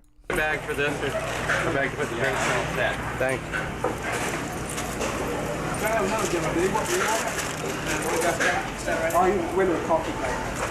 Our whole meal is $7.22. This makes 722, truly the era of kings. You go in there, get a fucking Big Mac and a milkshake and a coffee and an iced tea for $7.29. Jesus Christ, they won't even get you a fucking meal these days. You said it in the car at the gas station. It's in the details. I thought he said a double cheeseburger, but I could be wrong. I'll take your word for it. You're usually right. McDonald's.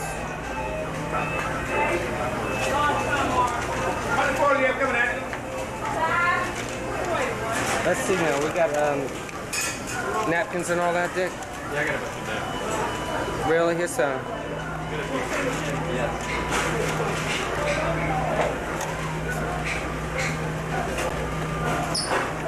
We got it now. Are those children cute? Whoa, okay, whoa. Weird place to jump into. They sure are cute. The fuck? I was like gonna skip around, and then I just like got into that. Like, okay, we gotta go back. We gotta see what the hell happens here. Let's see now. We got napkins and all that, Dick? Yeah, I got a bunch of that. Really? Here's some. Yes, that is true. That is definitely true now. I remember when the McDouble was on the dollar menu. It was a glorious era in all of our lives. We'd go get McChickens, we'd get McDoubles. That's what we'd eat as teenagers. But I understand, yeah. That's your food that you got to survive on. You would know. You would know.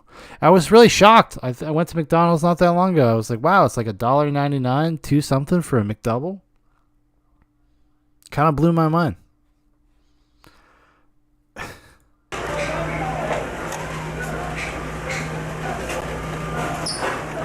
got it now. Enough napkins. Oh, can we go out the back door? Is it open back there? Are you coming? Are you coming? Yeah. Hello, children. They sure are cute. Oh, see, look at this little fucking creepy looky goose. Oh, can we go out the back door? Is it open back there? Are you coming? Are you coming? Yeah. Hello, children. Look at that fucking little weird look. Now, I don't want to like read too much into things, but he's going to keep talking about when he gets out because we saw that when we skipped ahead. What a fucking sick fuck. See, like, I don't trust a person like this. I don't trust a person like this.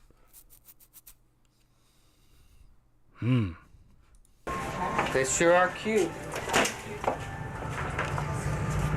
Does he think he's being like a nice, affable dude? Or does he kind of like, the subtext here is I believe he knows he's being a creep and he thinks it's funny.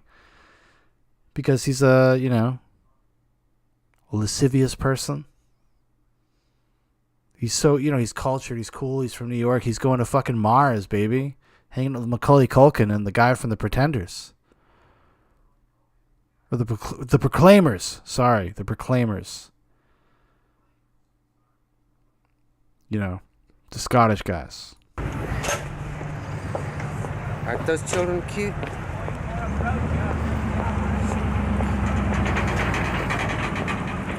Here comes Dick with all that stuff to drink. Let's see. Weird edit, too. I wonder if that was a self-edit. Is this raw tape or does somebody... we read the description. It did say that like somebody did come in and edit and upload these tapes. If these are edited tapes, well, fuck, I gotta tell you something, buddy. Can you put this? Can you get your drink? Maybe, I'm gonna get some. What are you gonna get out of the trunk? I'm gonna take a vitamin C. Some rope to tie up them kids. Sarah says, don't do Chrissy Hine like that. I know. That was my bad. Prophet says, we need a deep dive into this dude and what charges he's got regarding McDonald's ball pits. Oh, yeah, he was very upset that he could not go into the children's section and be with the children and film the children and make videos. That's how this all starts. And then he makes that weird, creepy comment that gives that like smirk, that look where you're just like, I mean, I know it's easy to read into things, but come on. Prophet, he's why there are no more ball pits. Liability. When Sullivan's on the road, keep your kids out of the ball pit. Keep them out of the play place. He's got his camera. He's ready. Oh, no.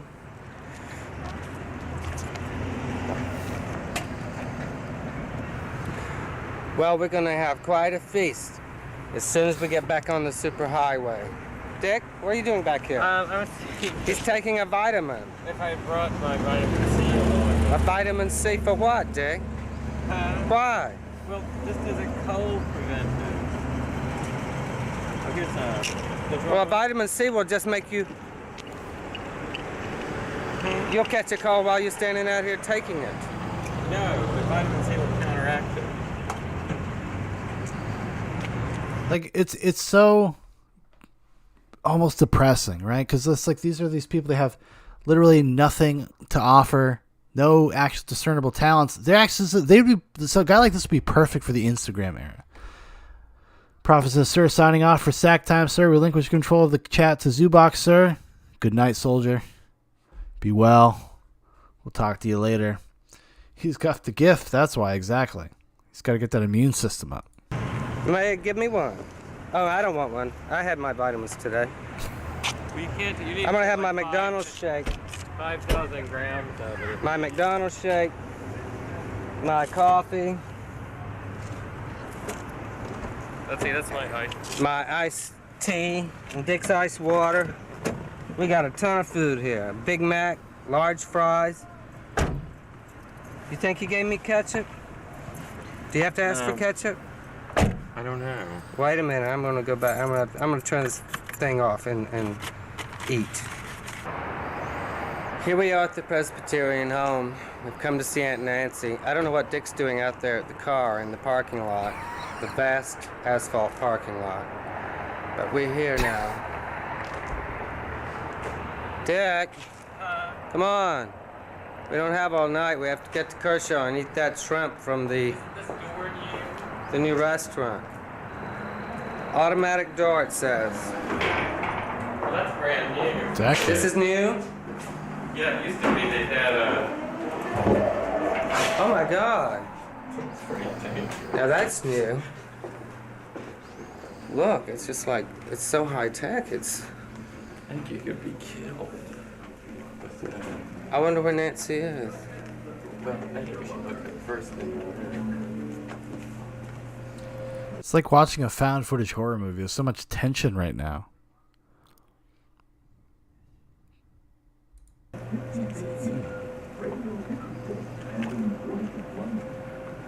She's not in the lobby. No, I think everybody's watching it come for Wheel of Fortune. I wonder where she is. There's nobody out and about. Here in the home, Dick. Well, I guess everybody. Look, the halls are empty. Where is everybody? Do you think they've eaten and everything? First Presbyterian Church in Rock Hill. I used to go up there. Is that Nancy? So I take it he's from South Carolina, seems like. I know they're in Georgia, but Rock Hill, if I'm not mistaken, is South Carolina.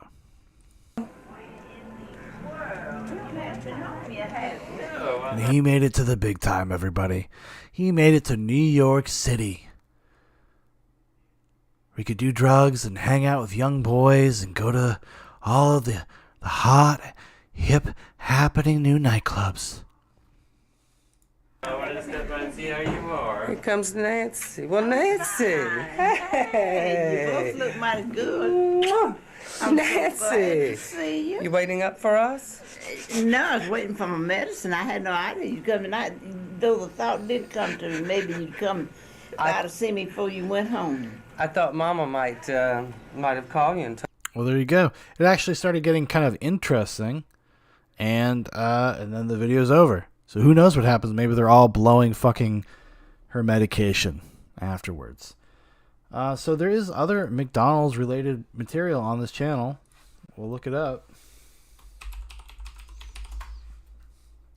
So Michael Ailig's Club Party Kids at McDonald's Part 1. Outlaw Party at McDonald's 1989 unedited. That's an hour long. Woo. Nelson goes to a grocery store in Atlanta 1989. Oh, we're going to start with this one. Because maybe this is kind of part of the same narrative we're kind of in. And then we're going to go back and we'll give us some more of that hot Mickey D's content. We're going to park in the back deck.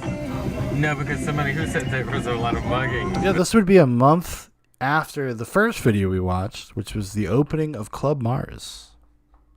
Hey now. Back there. I'll bet. But he said it was at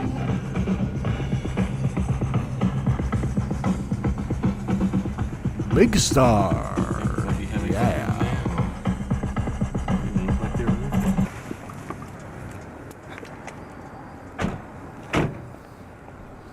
Is Margaret working tonight?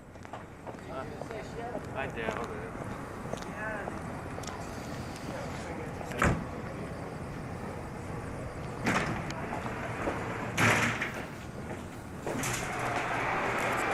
I'm gonna see if Margaret's working here tonight. We're at the Big Star. So we know why he had a mustache. It was to obscure the mole. Seeing over here in recommended videos, Nelson's mole removal. Maybe that's why they're in. Maybe that's why they're down south. Dick, what kind of medicine you have to get him?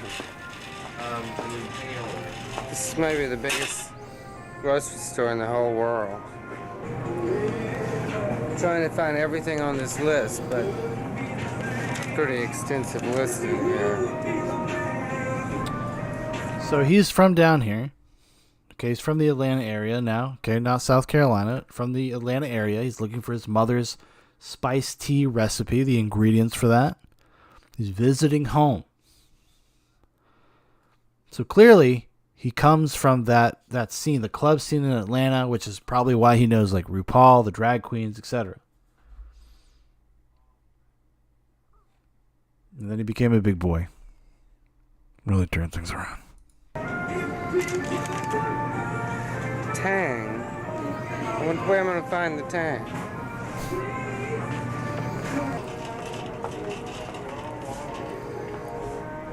I really don't know where to find the Tang.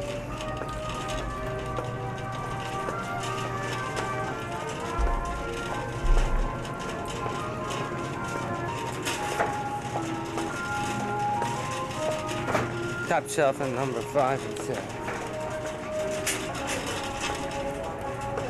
He says it's the top shelf here in number 5.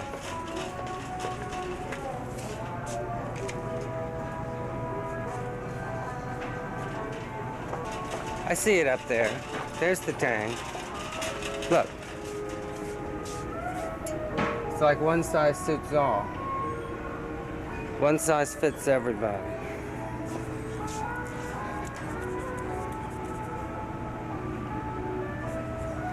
It's a part of the tea.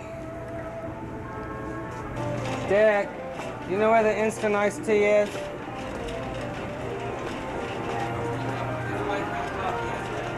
What? Dick, you're out of Swiss Miss. Oh, why don't you get some? This kind. I want this kind. Look, it's this red dot special. It saved 19 cents. And the instant iced tea, did you get it? Here it is. Well, I don't see the kind. Like, I wonder what the fuck he's on. Like, what is he doing? What is he on? Clearly, he is high. Clearly. And after this video is done, we're gonna learn a little bit about Nelson Sullivan before we go on to the next video, which is about crazy McDonald's business. More hot McDonald's action right off the griddle. We're gonna learn a bit about who Nelson Sullivan was and what happened, which may or may not make these videos sadder. What's this lemon? Dick. That's decaf. With lemon, look. Nest tea with lemon. Don't you think that's good? It makes 20 quarts. 20 quarts of Mama's iced tea right here in this miracle crystal I jar. didn't have Lipton. I thought she said Lipton. All right, what else do we need? Did she say Lipton? Lipton in jar, instant tea. All right. That's What not could it be? What else could it be? With lemon. Okay, here it is. Lipton iced tea mix. This is natural lemon flavor. This makes 15 quarts. It is $5. No, this is with NutraSweet. Oh no, it's got NutraSweet. No, you don't want that. No, that's natural lemon flavor with NutraSweet. It's lemon and sugar. So I guess that's the only. That must be out of it. Lipton tea Here it mix is. lemon. Lipton tea. Sugar free. Dick, the Nest tea is the same price as the Lipton. Dick. Well, they don't have the Lipton with the lemon in it. They only have it with lemon and sugar. Is that going to make it too sweet?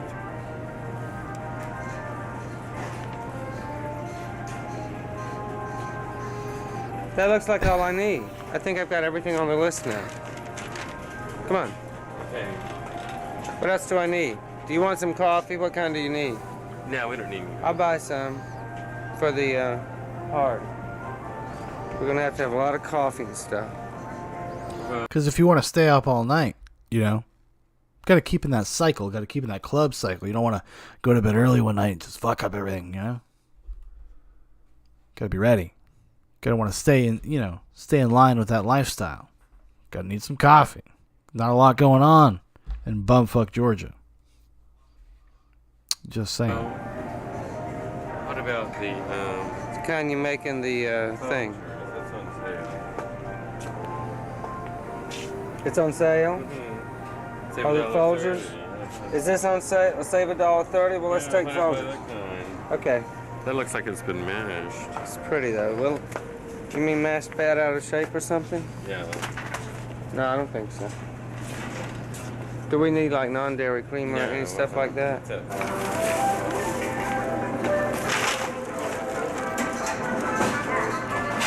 Truly riveting material. The big stars, like the biggest grocery store in America. Everything's automatic.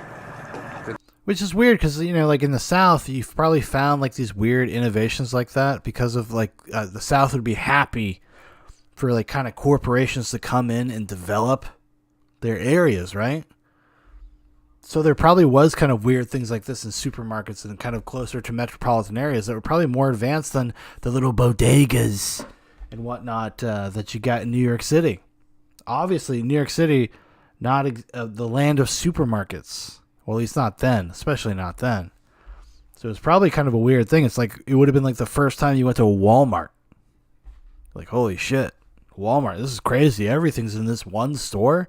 I'm old enough to actually remember that, like in the early 90s, going to a Walmart for the first time. You're like, holy shit. Or a Kmart or whatever. Like, oh my God. This is kind of strange. Obviously, these guys feel the same way. Kindred spirits.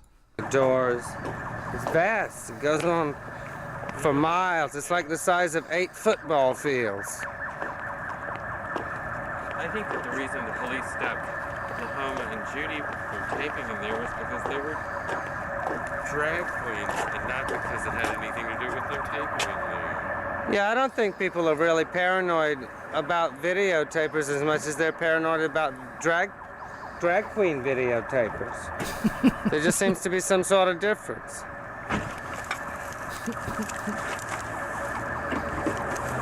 I think if you just sort of disguise yourself as a tourist, they don't care. All right, there you go. There you go. So now we're gonna read a little bit about who Nelson Sullivan was. Just a tad, just a little bit. He says he was an American videographer who was ubiquitous on Lower Manhattan's art and club scenes during the 1980s. His videos, which chronicle various events throughout that decade, are now regarded as a form of pre-internet vlogging. True, like I said earlier, he would fit in right now. Like, he would be very much... The guy would actually probably be pretty big, like if he was an Instagram dude or whatever. The videos have steadily gained online popularity since 2008, when New York University's 5NinthAvenueProject began digitizing and uploading them to YouTube. He was born from an upper middle class family, Kershaw, South Carolina. So I saw that, yeah, South Carolina. He's, into music, comes from a well-to-do family. Born in 1948. Interestingly, the videos we're watching right now occur on the final year of his life. He died in 1989. And he didn't die of, he didn't have AIDS or HIV. He died of a heart attack. On July 4th, 1989, Sullivan died of a heart attack at the age of 41. He had to quit his full-time job just 3 days prior to his death in order to produce his own cable television show of his footage. After his death, his friend Dick Richards stumbled upon his collection of videos, which Dick Richards, I believe, is the person that we're seeing, his cohort, his co-pilot here. His final video, filmed just hours before he died, was added to the channel on March 2015. It shows him and his friend Bill Moy walking along the pier with his dog, a flat-coated retriever named Blackout, who was his constant companion, before attending a cookout with his friends. The final moments of the video show Sullivan playing with Blackout at the cookout and laughing. After his death, friends including RuPaul and Larry T took turns looking after Blackout for him. What a heartwarming end, right? But a little interesting perspective, I suppose. Wild drug addict. So now we're going to check out a McDonald's video, and then I think we're going to end the stream with the final video. I would like to delve deeper into this, but I think I'm going to have to go curate a little bit. There's a lot of videos, a lot of material. So I'm going to have to take some of my precious free time and probably curate some videos, find some particular ones that will be worth our attention. Although some of the fun is just kind of stumbling through this shit. We wouldn't have found that great creepy kids comment if we had curated videos. So, yeah. So this is Michael Alig's Club Party at McDonald's Part 1. See how it goes. Are you ready? I'm ready. You got your style, and you know the moves. Yeah.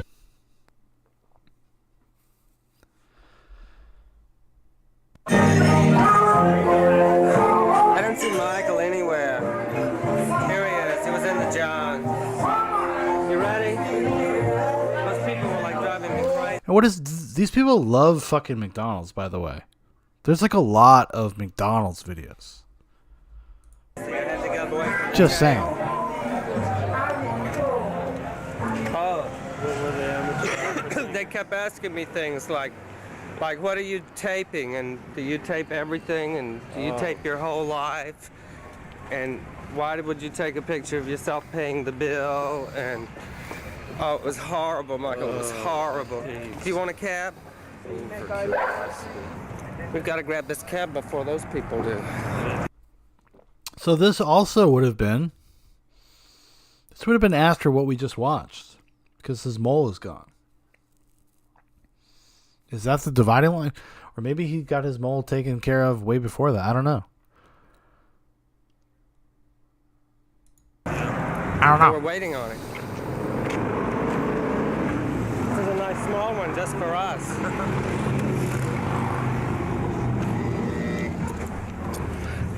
Oh, do you know where it is, Michael? Yeah, 46th and Broadway. Yeah, the Burger King at 46th and Broadway. The Burger King. I was promised McDonald's. You what? You don't think there's a difference? Well, guess what? There is, buddy. It's the difference between fucking greasy slop and a fake charbroiled flavor greasy slop. It's a fucking big difference in my world, okay?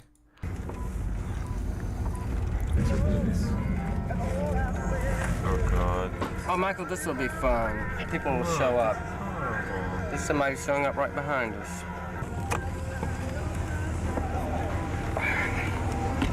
It's a sick coat, though. Oh my God, why is everyone leaving?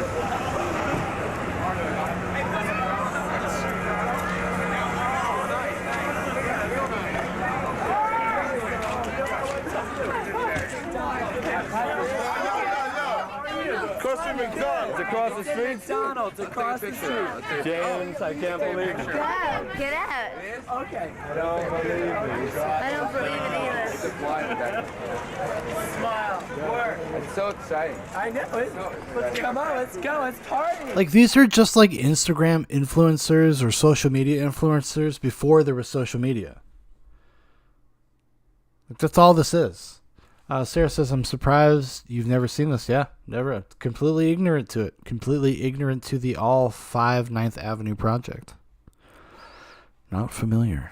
I mean, which I'm familiar with some of the people involved because of documentaries, books, etc., but not this channel, not this video.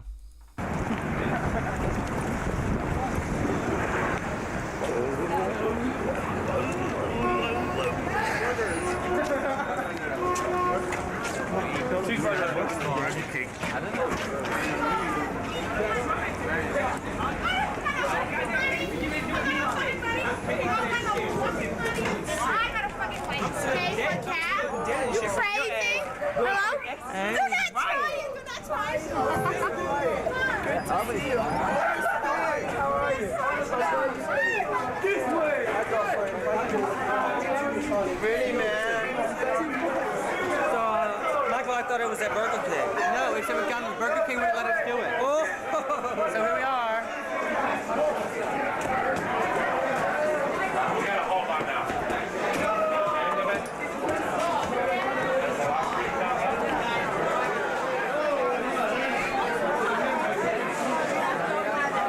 Nelson, put me in video, make me famous.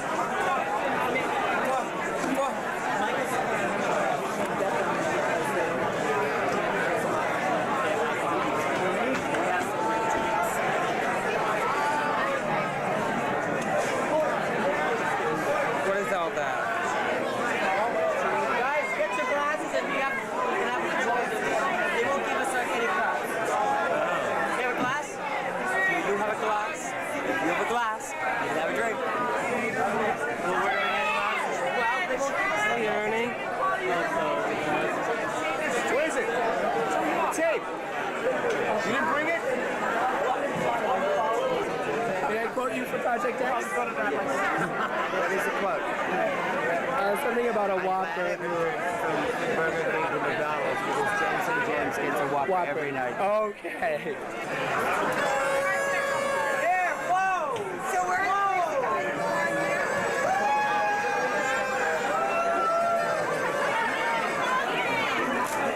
Blow up some balloons! Hey, darling. How are you doing? All right. Happy to be here at McDonald's. It's such a thrill. My water's breaking. Oh my god, people like this. Like, this is like hipster bullshit. Oh my god, we're at a fucking McDonald's ruining these people's night. Fucking good for us. Oh, fuck. Like, you know, just go to the club. Just go take the shit to the club. You don't need to be this fucking ironic bullshit, like where you're ruining the night of the people that work there. Or maybe I'm just being a grumpitude. Maybe I'm being a Grumposaurus Rex. Maybe they were just thrilled to see these club kids in the McDonald's having to make 1,000 burgers for them to throw at each other and smear on their asses. Because you know that's where this is going. There's nowhere else for this to go.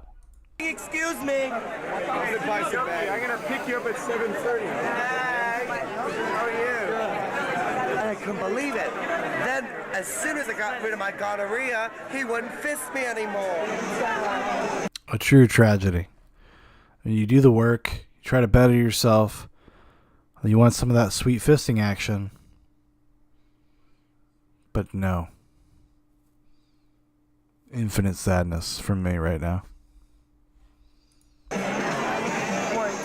James and Michael are singing a song.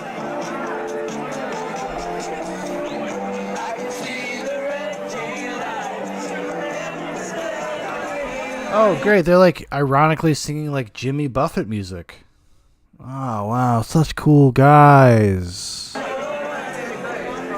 It really, honestly, it doesn't change. Because this is the same way that I acted when I was a fucking teenager, early 20s. Same type of bullshit. You think this shit's hilarious. You think it's so goddamn funny. This is not a snapshot of a time period that was special.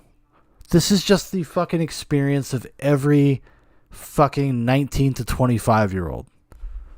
That's the great fucking that's the great secret to all this. This is actually not special or different. It's just the context of which it happens is different because they had access to things that you probably didn't have. But the attitude, I assure you, was exactly the same. Exactly the same. But for some reason, because they were involved or around club culture, we like, oh wow, these are people that are worth paying attention to. These are people worth learning about. Let's fucking watch documentaries and read books and blah blah blah blah blah. When it's really just like it could have been your life in a different context. You're born here, you get involved with these people, you did this. Maybe not fisting each other after getting gonorrhea or whatever, but the sentiment, the subtext of it, the same.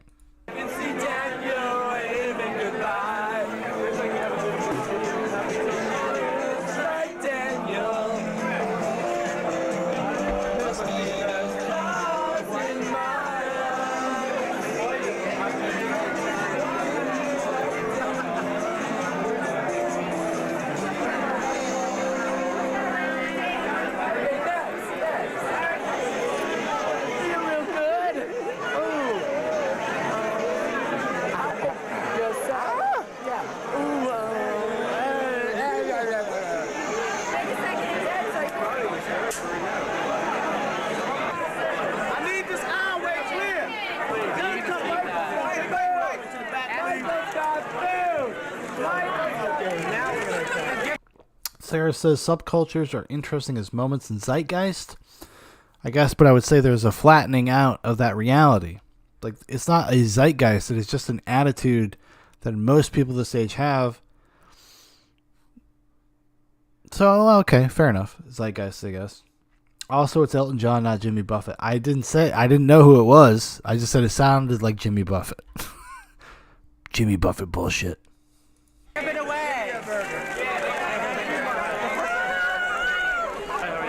It's like that scene in Day of the Dead when they're ripping apart that guy's body. Attacking this fucking McDonald's. Like, they're all fucking high on fucking ecstasy and coke. Trying to get a fry.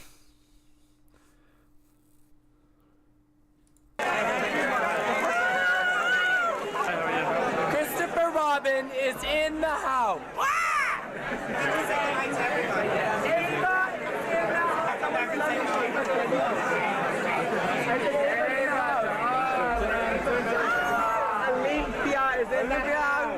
Just imagine, we could watch this for an hour. There's an unedited version.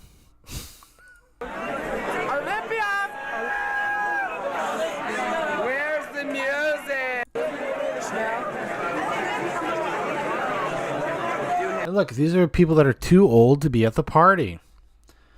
Everywhere you find young people having fun, you will find people that can't let go and people that are predators.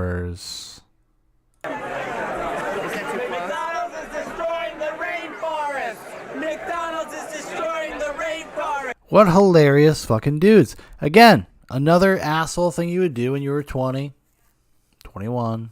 You might do something like this. It is not unique. These people are not that hip and happening. For lack of a better way to put it, it's just not. Like, who didn't do this kind of shit when you were a stupid kid? I guess maybe because I feel like this is just like, it's a lionization. It's putting this on a pedestal without realizing how normal and how average it actually is. That's what I guess that's the point I'm trying to make. I understand that they're part of a movement that is not ubiquitous. You know, the New York City club scene, but the attitude, like the subtext, like the bottom of it is actually pretty much the same that every young person experiences for the most part. Or every cool young person, every hip person, should I say. A lot of squares out there probably don't know what it's like to be ironic on this level. What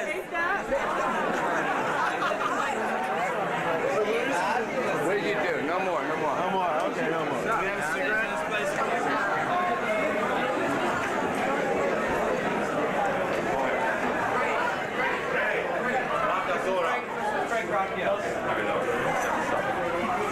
Yo, can I get some special sauce just on the side? Throw it on my mouth. You got a dick?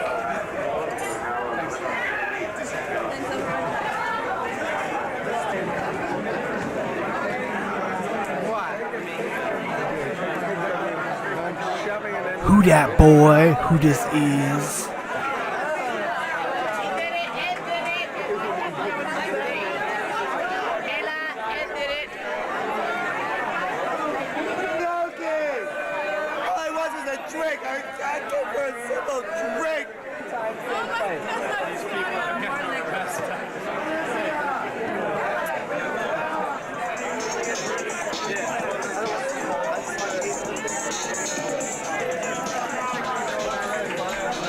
Like, this is just what it was like to be, like, for me, 20 to 23, maybe slightly less gay.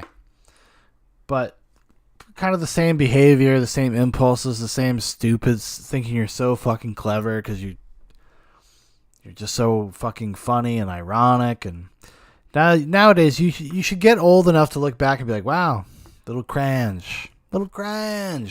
Glad, I am so happy that, like, social media just isn't what it is today. There would be so much incriminating evidence of me out there in the world. There would be so many things I would not want anyone to see. And I probably would have posted it. That's the sad thing. I probably would have posted it.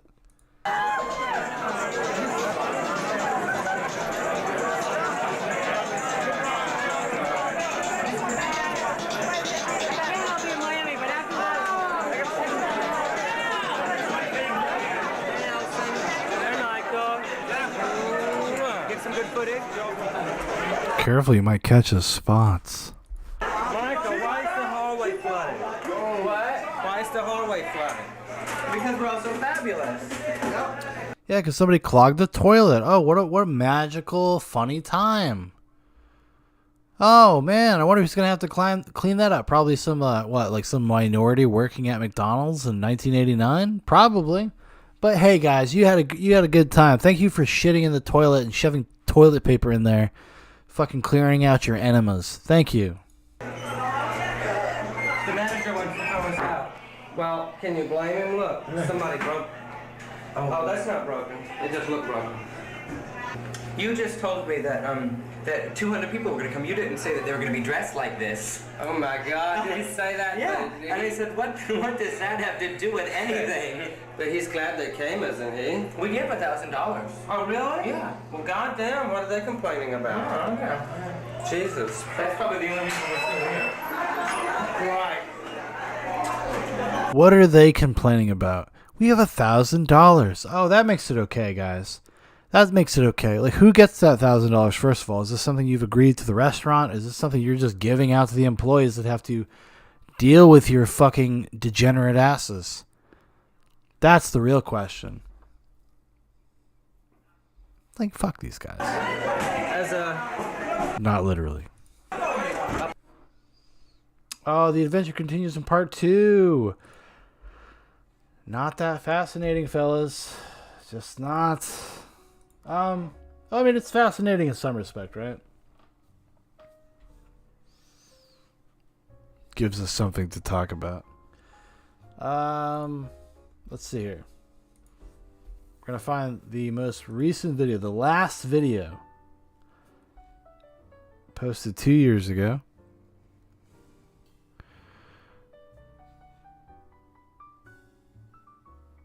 I think this is the last video. Or did they keep posting older videos after 2015? Because it's 2 years ago, 2 years ago. Doesn't have like the day he died or something. Not to be morbid, but I feel like if we're gonna end the night, might as well end it on the last video available. You know what's crazy? Like some of these videos have like 60,000 views. Some of them have like 900. People do not give a fuck about drag singers, apparently. Very low views on the drag singers.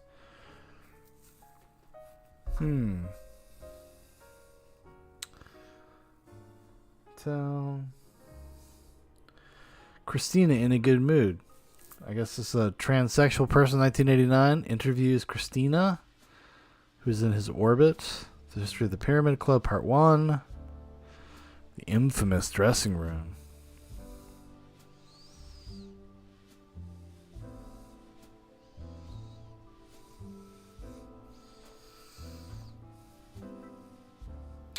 So the person that they saw in that assisted living home is Nancy is his aunt.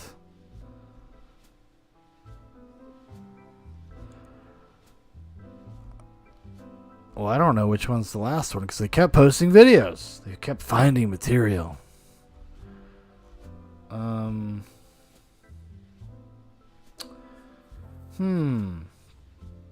Taking RuPaul to the color box in Atlanta. Well, let's do that. I know who RuPaul is. I knew who RuPaul is. How do I not? Right? Let's roll. Let's roll.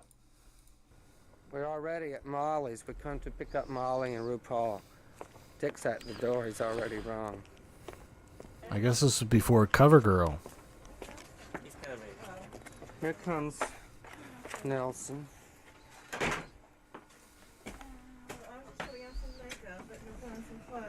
Y'all ready? Who's here? Oh, hey, Nelson. Hey, Rosser. How you doing? Hey. RuPaul, you're not ready? Hi. My friend Steve. Hey, Steve. How are you This doing? is Michael. Hey, Michael. I met you. Nelson Sullivan. Yeah. Am I running late, Nelson? Well, I don't know. What time is it? I have no idea. We'll have to ask Mr. Richardson. I thought He's got the watch. I thought it was doing good on time. You know, say what you want. Say what you want about cross-dressers or... This is not trans. This is what drag. They suffer for their art, right? Not every drag artist is some huge famous person like RuPaul, and like you kind of even seeing like the humble beginnings of RuPaul here. You know, RuPaul I used to have a lot of respect for. It wasn't until recently I kind of became dissuaded from that. And it was because of the whole the trans kids hormones thing. Like, you know, you just jumped on that bandwagon, just not kind of having a level of self-awareness that he's normally kind of known for about the communities that he rolls in and the idea of it being like safe or whatever, or who it should and should not be for, namely kids. Keep kids out of that shit. Do not make us like a fucking 10-year-old, I don't know, explore his sexuality with a drag queen. Seems weird. Anyways, but here we go. Nelson, those are gorgeous little slack items you have on. $2 outside the Wawa Hut. Wow. And look, I tore a hole in them in Atlanta. But I'll sew them up. Commemorate the event. Yeah, I'll sew them up. Let me see if there's anything in here I don't want videotaped. Forgot, Nelson. You know, you have to be so careful. Now, if they let me in the Kidney Foundation stores, Molly. Well, your mole enlargement looks like it's coming along real well now. Yeah, it's getting to be a big scab. Nelson, look, she's pointing out her underwear But you and can't stuff see over it there. on the Go get video. it. You can't see it on the video. She's pointing out her underwear and stockings on the bed, somewhere way back there in the depths of the lens here. So this is like a rich guy, as we've read, upper middle class family, which is probably like a softening of the edge on his Wikipedia page. Seems like he's probably from a very wealthy Southern family. And he gets to go and just fuck around. He's like, oh, you know, just get to hang out with these people. Look where they live. So there's a weirdness to this. He's an explorer. It's exploratory. It's like explorers in the 1800s going to visit the savage. that distorted shadow on the... Making record. Historians. Sarah says, I work with a Nelson. Very accurate. It seems to be some sort of undergarment that she doesn't want videoed. That she doesn't want videoed, but she was pointing it out. It would be nice to just, you know... What is your price range? Look at all this. This is plenty. They literally live in fucking squalor. Look, this is what he shows. Pointing it out. Look. It would be nice to just... Shit, there's just shit everywhere. Mental illness, pack rat shit. You know, what is your price range? Look, we can't even go to their porch. It's just fucking clothes and garbage. You think that's a good place to be? Do you think that's a good like environment to live and exist in? What the fuck is going on here? What is going on here? Maybe it requires deeper inspection by somebody who is a professional and not just some dude on the internet. Look at all this. This is plenty. He calls it plenty. I call it garbage. I call it stacked outside on your fucking porch. It's like sad. It's fucking sad. If we can. If not, I'll come back up again. You'd have to work on Tuesday. You don't have some places to live? You have a long list of places. Yeah. We're going to drive the neighborhood tomorrow. Oh, we should come out our way and look at a little 5 points. Are you moving here? Yeah. Oh, look, a bunch of drug addicts. Oh, you don't live here? Not yet. Where did I meet you? In New York? Did I meet Michael? No. Is that Michael? 4th of July. Yeah. You taped the 4th of July spectacle at Club Rio. Yeah, we met him there. Yeah. Oh, you were in town. I see. I see. This is our He other... backs up slowly. He's like, I see. I see. We gotta go. Look again. Again, this is their porch. So there are like fucking 10 people living here? I mean, what's the situation?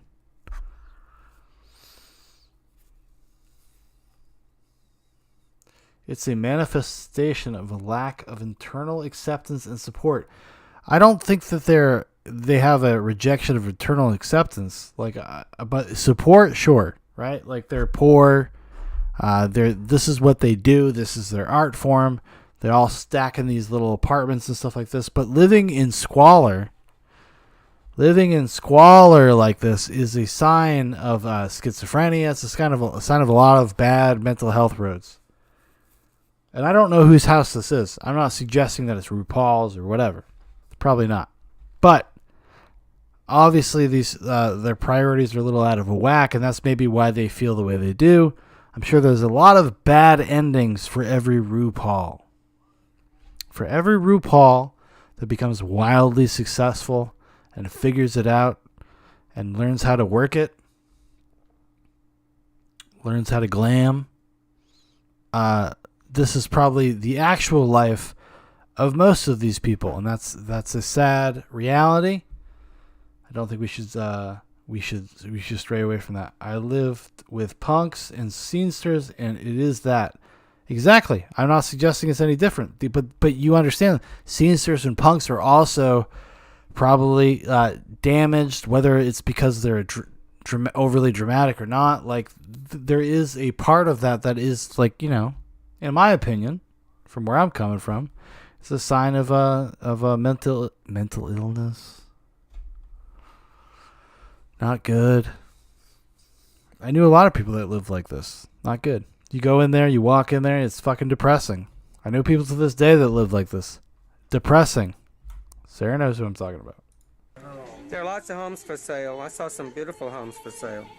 A real beautiful. Yeah, why don't you just buy these beautiful homes? Home. Isn't that wonderful? Pretty near your Have house. them for sale, like for $700. It's great. Let's go buy one. 700 down and 700 a month. What was I going to say? I can't remember. Oh, I want a head dot. Oh, yeah, you should. Yeah. That's your third eye doll. You shouldn't go anywhere without it. I gotta get the magic marker. I'm gonna use one of those grease head dots. I'm too good. Like, there is so much shit stacked in these places. Everywhere you look, every frame reveals a new level of squalor. This is incredibly unhealthy. In my unprofessional opinion. I'm just a person. I've also been drinking. Take it for what it is. Oh, grease pencil balls. We're getting ready to go to the color box for RuPaul's show. What time is it now? The first show is supposed to be at 11:30. 11:30 and 47 seconds. A 5-person Or car. 3. And Does it have a back door? we're supposed to be there at 11:30. It has 4 doors. Well, we're leaving at 11:30. So that you're an option. It's close. Fashionably late, they say. You can take 2 They guesses. say. How many people are there? I'm one. So, Y'all ready? Mm-hmm. Spell. Oh, RuPaul, you look so good. Thank you so much. I think I have everything. Let's see. I got my music. Got my clothes. Hairspray. Where's Molly? Molly, are you redoing your Oh, okay.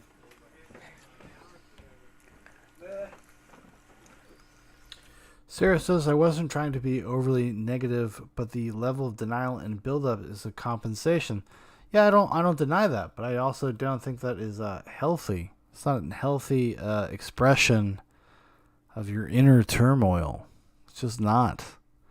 And we identify people like that with like you got a problem. You got a problem. There's obviously something deeper going on than just the surface of what you do or who you are.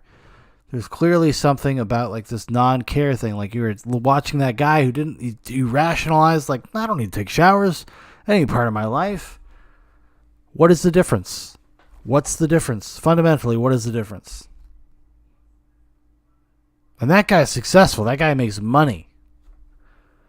At this time and at their point at the point in their lives, especially like RuPaul and all these people that is hanging out with,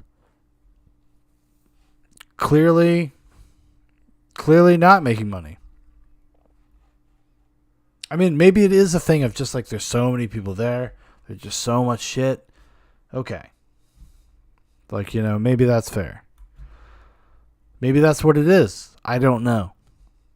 Still not healthy. You said it was the healthiest thing you've ever seen. Anything heavier than that? It's not real cold, is it? well, we're not going to be gone that long. I wouldn't Not real go with cold. too much. I don't think it's real cold. Yeah, we're just going to pop in and come right back It's out. low 40s, probably 30. Is it really that cold? Is that cold? To me, that's not real cold, because I'm so used to it. I guess it's pretty cold. You need to read this. We just have to leave a note for him. He'll know to come on there. If we're not here, he'll run to the club. Yeah. 17 book of entertaining. Enid, I know her. Enid. We used to get drunk what is together going on on the there? subway. Sarah says it's a squat. The people love you, but no one loves themselves, and that's ultimately ends up being a negative experience for everyone, in my opinion. Okay. Enid, she wrote books. She was Not to so belch into the crazy. subway. Well, we're going to come Because as RuPaul says, how the hell you gonna love somebody if you can't love yourself? Can I get an amen? back in between sets. Come on, is it Molly coming? How about She's this? going to wait for somebody who's coming on. Oh, she's coming. All right, see you later, Molly. See you later, Molly. Bye. Bye, Molly. You dirty bitch. Put your butt right up at my chin.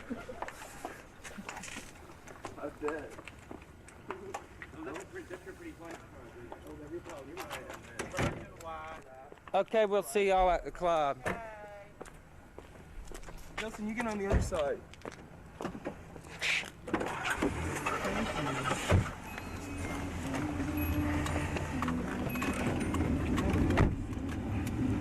No, we just need to find out how to get there. You We're remember? going to the color box. We'll have to follow them. Here we go. That shouldn't be hard. He drives pretty slow. His father drives very slow. And Dick does too. He sort of observes the rules in the parking lots, just from the lines on the asphalt. I think it's a good idea. I think it's a good What idea. kind of car is that? Great idea. A Nissan, a Maxima. That's wonderful. It is. It's wonderful. The old model.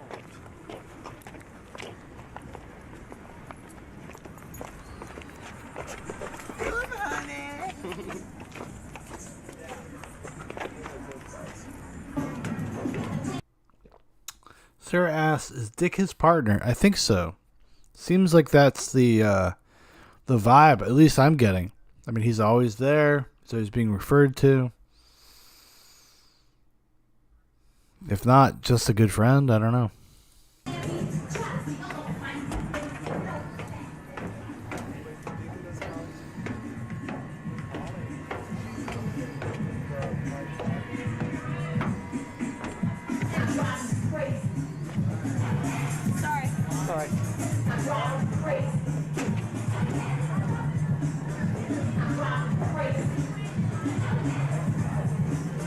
Hey guys.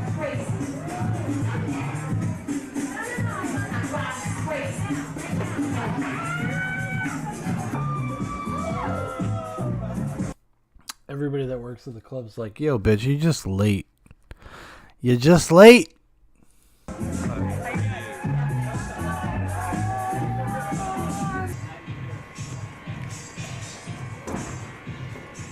out in the back of the color box. It's really pretty out here. It's very colorful. It looks pretty good inside, and RuPaul ought to be going on very shortly. So I can't wait to video the shows. I hope Judy LaGrange comes. Maybe she's here already. You think Judy LaGrange is already here? Judy LaGrange? I have no idea about it. This is the dressing room office. Oh, it's so pretty in here. Silver pigs.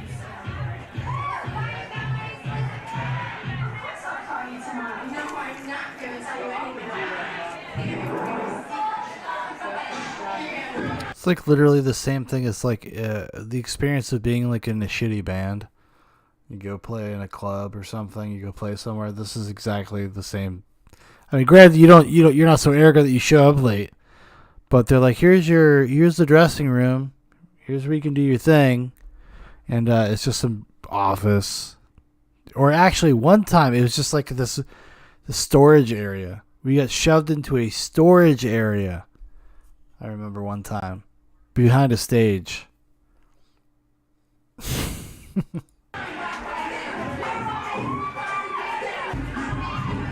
as well. Yeah, it's a little dark and loud out there, but I think the music's real good. It's real nice. I met Shannon at the door up in the front. She's real nice.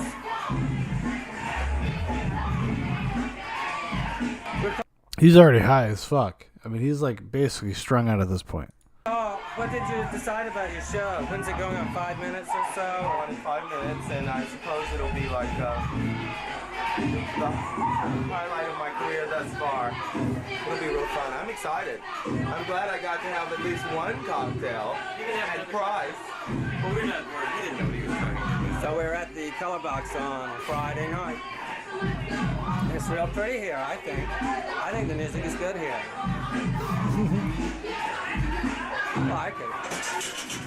I have to be careful not to tear up the office, though. Well, I think I'll go join the... Well, in fairness to Nelson Sullivan, he's used to hanging out at McDonald's for his big hot action. So this is a step up. This is a step up.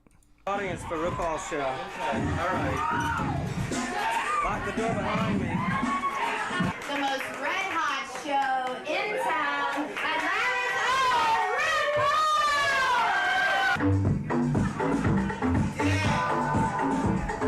The humble beginnings.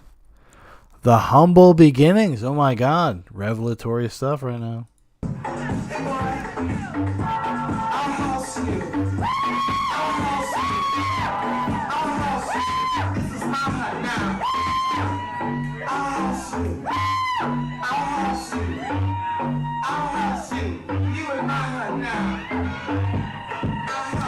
I will say this, like RuPaul has the perfect like androgynous voice in terms of like, is it masculine, is it feminine? You wouldn't know. Like it literally could be either way.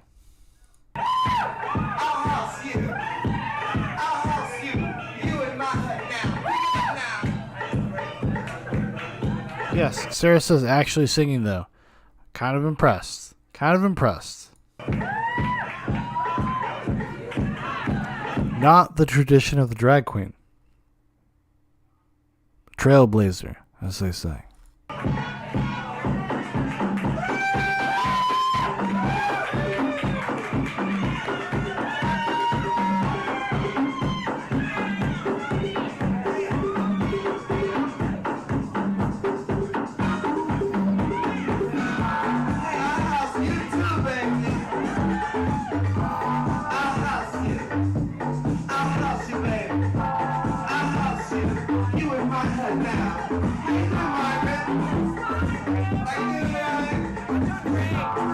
I went to high school with that girl. Her name was Kelly.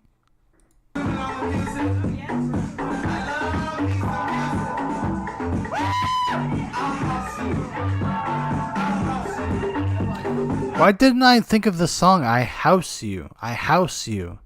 I might have to cover this in the future. We're going to have to get Big Paul together, me and him. We're going to be like, yo, dude, I was listening to this fucking early RuPaul shit. Like the real shit. Okay? This is like when you listening to a demo tape of like, Beck. It's called I House You. I House You. I House You. I House You.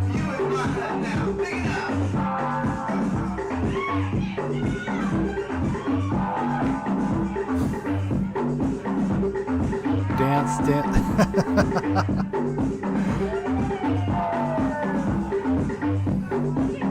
Here we go. Come on, go back to the mic.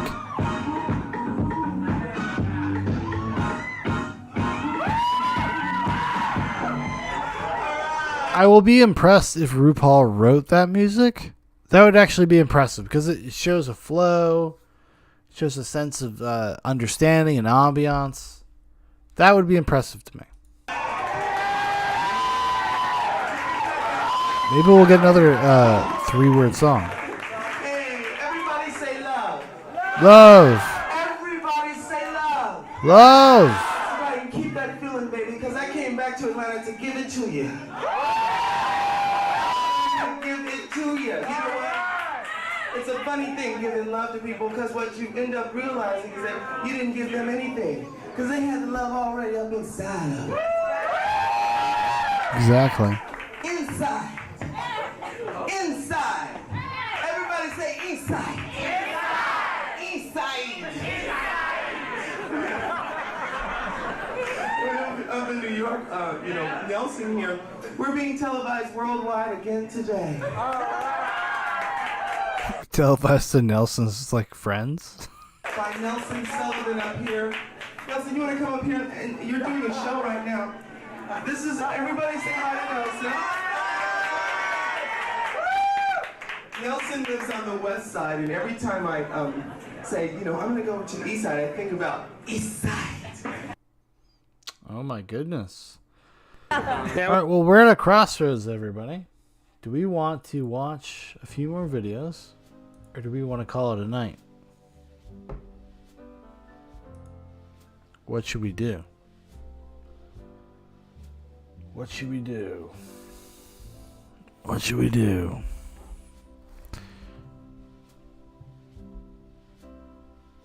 Oh, I found a video to end it. I found one video to end the song.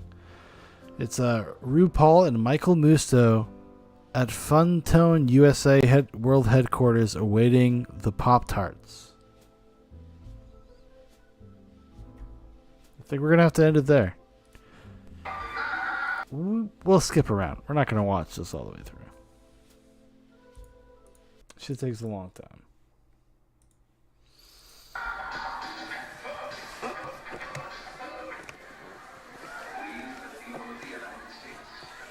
So this is the return trip to New York from Atlanta in a rented van. Somehow we are stumbling on the linear timeline. I'm not doing this on purpose, it's just kind of happening.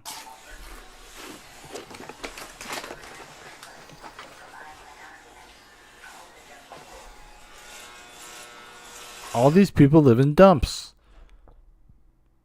They all live in dumps.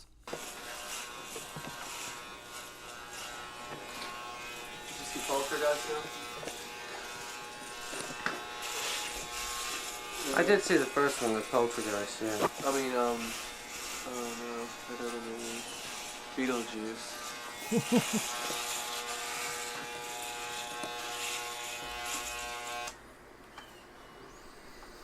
I didn't know you shaved, Michael. Especially like that, huh? I didn't do a very thorough job. But Guy looks like fucking Tim Burton. Look at him. There's Tim Burton all over. Look at him. I didn't know you shaved, Michael. Especially like that, huh? Look, it's Tim Burton. Post Frankenweenie. Pre Ed Wood. I didn't do a very thorough job. But did you see Poltergeist 3? He's got potato chips though. Oh, her face is That's like pretty so, fucking it's so cool. sad. I didn't recognize She's her all in the comfortable. commercials. I can believe Phantasm too. Oh, no, thank you. God, I hate Phantasm. Yes. No, thank you, RuPaul. I'm watching my figure. Oh wait, Phantasm. Man in the graveyard, he turned into a woman and just had that man, and then turned back into an ugly old goon and started shipping people off. Oh, Phantasm. I don't know if I ever saw that. The silver ball comes floating through the air and it sticks to the guy's forehead and green juice shoots all out on the floor. Who was it? Was Talia Shire in that? Maybe she was a real hot girl. If she was the man when he was a girl, he would become a real pretty girl.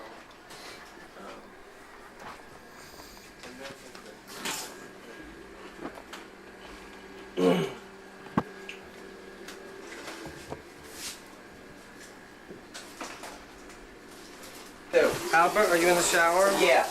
I'm not going to do anything. I'm taking a picture. You can't see through the shower curtain.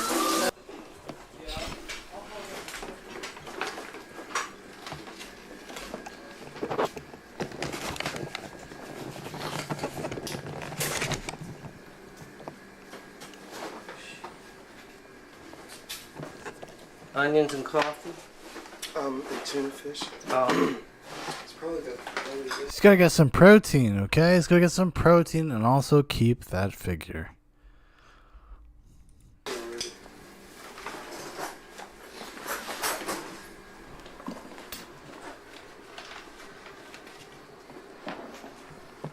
I'm not gonna do anything!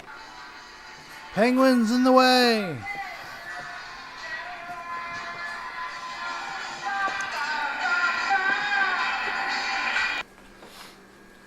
Hush, little baby, gotta be strong. So, because the last flight is at 7. This evening? From Charlotte to New York, yeah.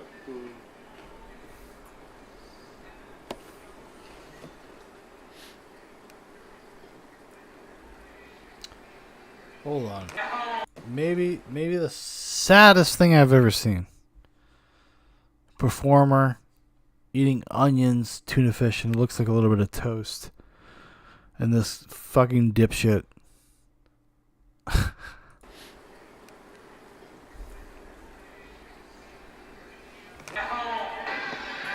My home sweet home, you motherfucker.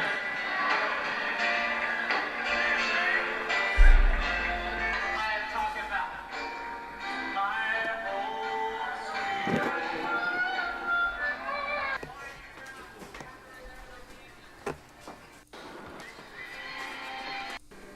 The munchies. Holga. And RuPaul.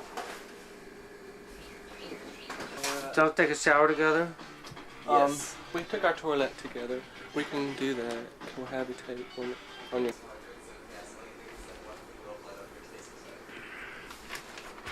It's that kind of bright time waiting for interview time. These are so good. So once this lady had recipes for potato chips you can make. Mr. George, the Pop-Tarts have returned. Here they are. Paul Gately Tillman has found them. Here's a half a Pop-Tart, a Benton Pop-Tart.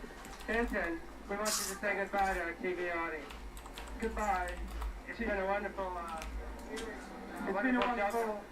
Oh, thank you. Thank you. I've enjoyed it immensely. And I hope you've all enjoyed it at home. So happy to be here with y'all. So glad y'all came down to Atlanta, Georgia to be with Left in front of that. I'm Mr. Sullivan. I'm so happy to be here. And, No, you're in front of the club on Lucky Street. You get in front of the club, you go get on International Boulevard. Turn the light on. It's like Highland and that girl in the bathtub. You can't get them apart. They're stuck together for 6 weeks at least. That's Cheryl Dawn. Just stay here listening to the records. Did you make him a coffee? It's touching him. Touching him there. I told him and he will not do anything about it. He is letting this. Are they still touching? Is that a dick? Is that his lover? Go in there and do something about it. I'm going to call the Center for Disease Control if you don't. They're closed today. I don't know what to do. I don't know what to do. Dick Albert is Michael's friend. Michael really cares about him. Do something. What happened to Ruth? I don't know. He's in there watching Tom. He fucking bounced away. Goddamn kangaroos. Alfred, he doesn't love you. Look at that. Alright, this is... Yeah, I'm done with this video. I'm done! Should have quit while the quitting was good. Let's see here.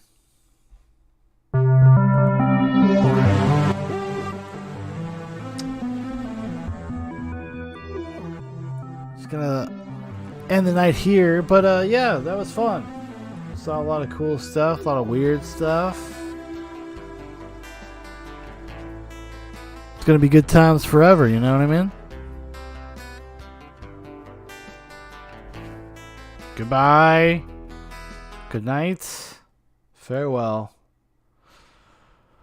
The end is nigh. The end is nigh.